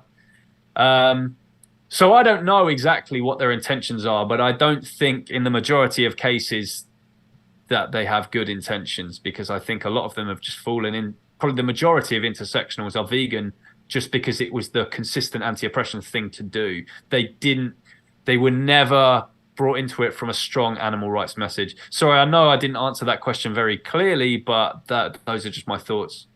That's fine. We're coming up to the end here. So. Yeah, sure. This last one's a true or false, so you can really just answer this both in one word if you like. It is unfair to, this is from Nick Liston. It is unfair to victims of an ongoing Holocaust to spotlight grievances of comparably privileged groups and shun their opponents. True. George says true. Do you want me to read it again, Catherine? Yeah, I'm going to need you to read it again. It's unfair to victims of an ongoing Holocaust to spotlight grievances of comparatively privileged groups, and then in parentheses, and shun their opponents. I don't think we should shun their opponents, but I don't think it's unfair to shed light on things that are considered like a lesser issue, because I still think it's fair to talk about all kinds of different issues. We shouldn't only be focused on like the worst of the worst. Okay. And just one more came through. I don't know what this is. It's not really a question. It just says, "I'm Terrenth, anti-lunar punk on Discord, George." Sounds like it's someone telling you their Discord name. Oh, so it's just okay. So it's just I don't know why. some. I don't know. I don't use Discord, so. Okay. Well, there's someone on Discord who I think wants to talk to you. So. Okay. Yep. All right. Okay. So I assume you guys need to go, and so why don't you do that? All right. Thank you so much for having us. Actually, before you go, I did want to ask one Okay. thing. I really did appreciate you guys coming on. I thought this was like a lot of fun. It was very interesting to do this with you guys. Can you guys each kind of say like one nice thing about the other person before we go? Like, and it doesn't have to just be like, "Oh, you're cool," but like maybe something about their intellectual integrity or what they did in debate that you liked. Go ahead, Catherine. I'm not hesitating because I can't think of anything. I just, it might take me a minute. That's fine. This is an uncomfortable exercise. This is like an uncomfortable exercise for people, but that's why I think it's fun to do. It's not like so hard. Like I Yeah. think that George, okay, here we go. I think George is an easy person to talk to. And I think this was like a very civil discussion that like I could have a chat with you and not get like pissed off, you know? Yeah. And I said it earlier, but I thought you did a pretty good job with Nisha, so Awesome. props. Yeah, Do you great. want to say Thank something you. nice? Yeah, Catherine is one of the most reasonable people that you can talk to, and she's despite the fact that she holds, I guess, what would be considered radical views, whatever. You know, she's open to actually having discussion and not shutting the other side down, and that's very, very important to a free society. The exchange of ideas. So yeah, props Awesome. to you. And extra points because she's from Colorado, which is where my girlfriend's from as well. So you get bonus points for that as well. Awesome. Cool. What a heartwarming note to end that on. I love it. Thanks, guys. All right, thanks a lot. And yeah, and like if you guys want to do the racism one sometime on here, I'm totally down to moderate again. Yeah, or even in private, because I don't know. Is it worth having a public discussion on that? I'm not sure, but it definitely sounds interesting. I'd be very interested to hear. I know my subscribers are going to want it to be public, but it doesn't have to be. People also do want me to tell you, I did do a poll earlier. Should trans women be allowed to use the trans women bathroom? We could do like a dual debate on both of those topics. So tell me what you guys think. I asked this, should trans women be able to use women's bathrooms? What do you guys think the yes-no split on that was? Oh, I don't know. Even though I'm subscribed to your channel, I don't know your audience demographics well enough. So assuming I that don't you're either, actually. assuming 70% yes, they should be allowed. I'll go for 60-40 to the no. What did you say? 60? I'm going to say no 60%, 40% yes. Okay. The actual was 64% yes, 35% no. And that's 174 votes. So, yeah, someone asked me to do that midway through. So there's a little piece of data for y'all. All right. Wait, so 64% agreed that they should be allowed to use women's bathrooms? They should be able to use the trans bathroom. Okay, interesting. Women's bathroom, yeah. Yep. Then that debate would be fruitful because I hope I can get that number higher. Oh, here we go. Well, this, by the way, if this is, I wouldn't be in on this debate. By the way, I don't. Okay. This isn't something that I would care massively to debate. So yeah, but there are plenty of people in the vegan movement who I know some people who would definitely debate you on this if you do want to set this up. So, but it wouldn't be me, is all I'm saying. That's fine. Okay. All right, guys. Well, you can leave. I'm going to stick around for just a little bit if people want to ask me questions or anything like that. Right. Yeah. So if you guys want any more questions, but thanks a lot. I thought it was fun, and I think we should definitely do something like this again if you guys are down. Yeah. Let's do it. Yeah. Thanks both of you. It was a really good discussion. I can't wait to listen to it back. Yeah. Awesome. All right. See ya. Yep. Take it easy. All right. Bye-bye. Oh, I'm too big now. All right. Okay. So someone keeps saying poll. I thought the poll was I thought I did the poll. See, people were saying thank you. Some people are saying I did a good job moderating. Thank you for that. I saw someone said that I didn't impose enough. I didn't jump into the debate enough, which I can maybe see that at times. I do think it kind of went off the rails a little bit at times from like what the core discussion was supposed to be, and I could have brought it back. But again, this is my first time moderating, and I did kind of want it to be a little more free flowing. But yeah, I hope that I asked them some good questions, and I really did want to. The biggest thing whenever you're doing a debate or a discussion is that I think most of the time the people agree on more things than they think. And the whole point of a debate is to key in on the things that you don't agree on. And so, when you're watching a debate and people are disagreeing the entire time, it can make you think, oh, wow, these two people disagree on everything. And I think most of the time that isn't the case. Most of the time people actually agree on many things,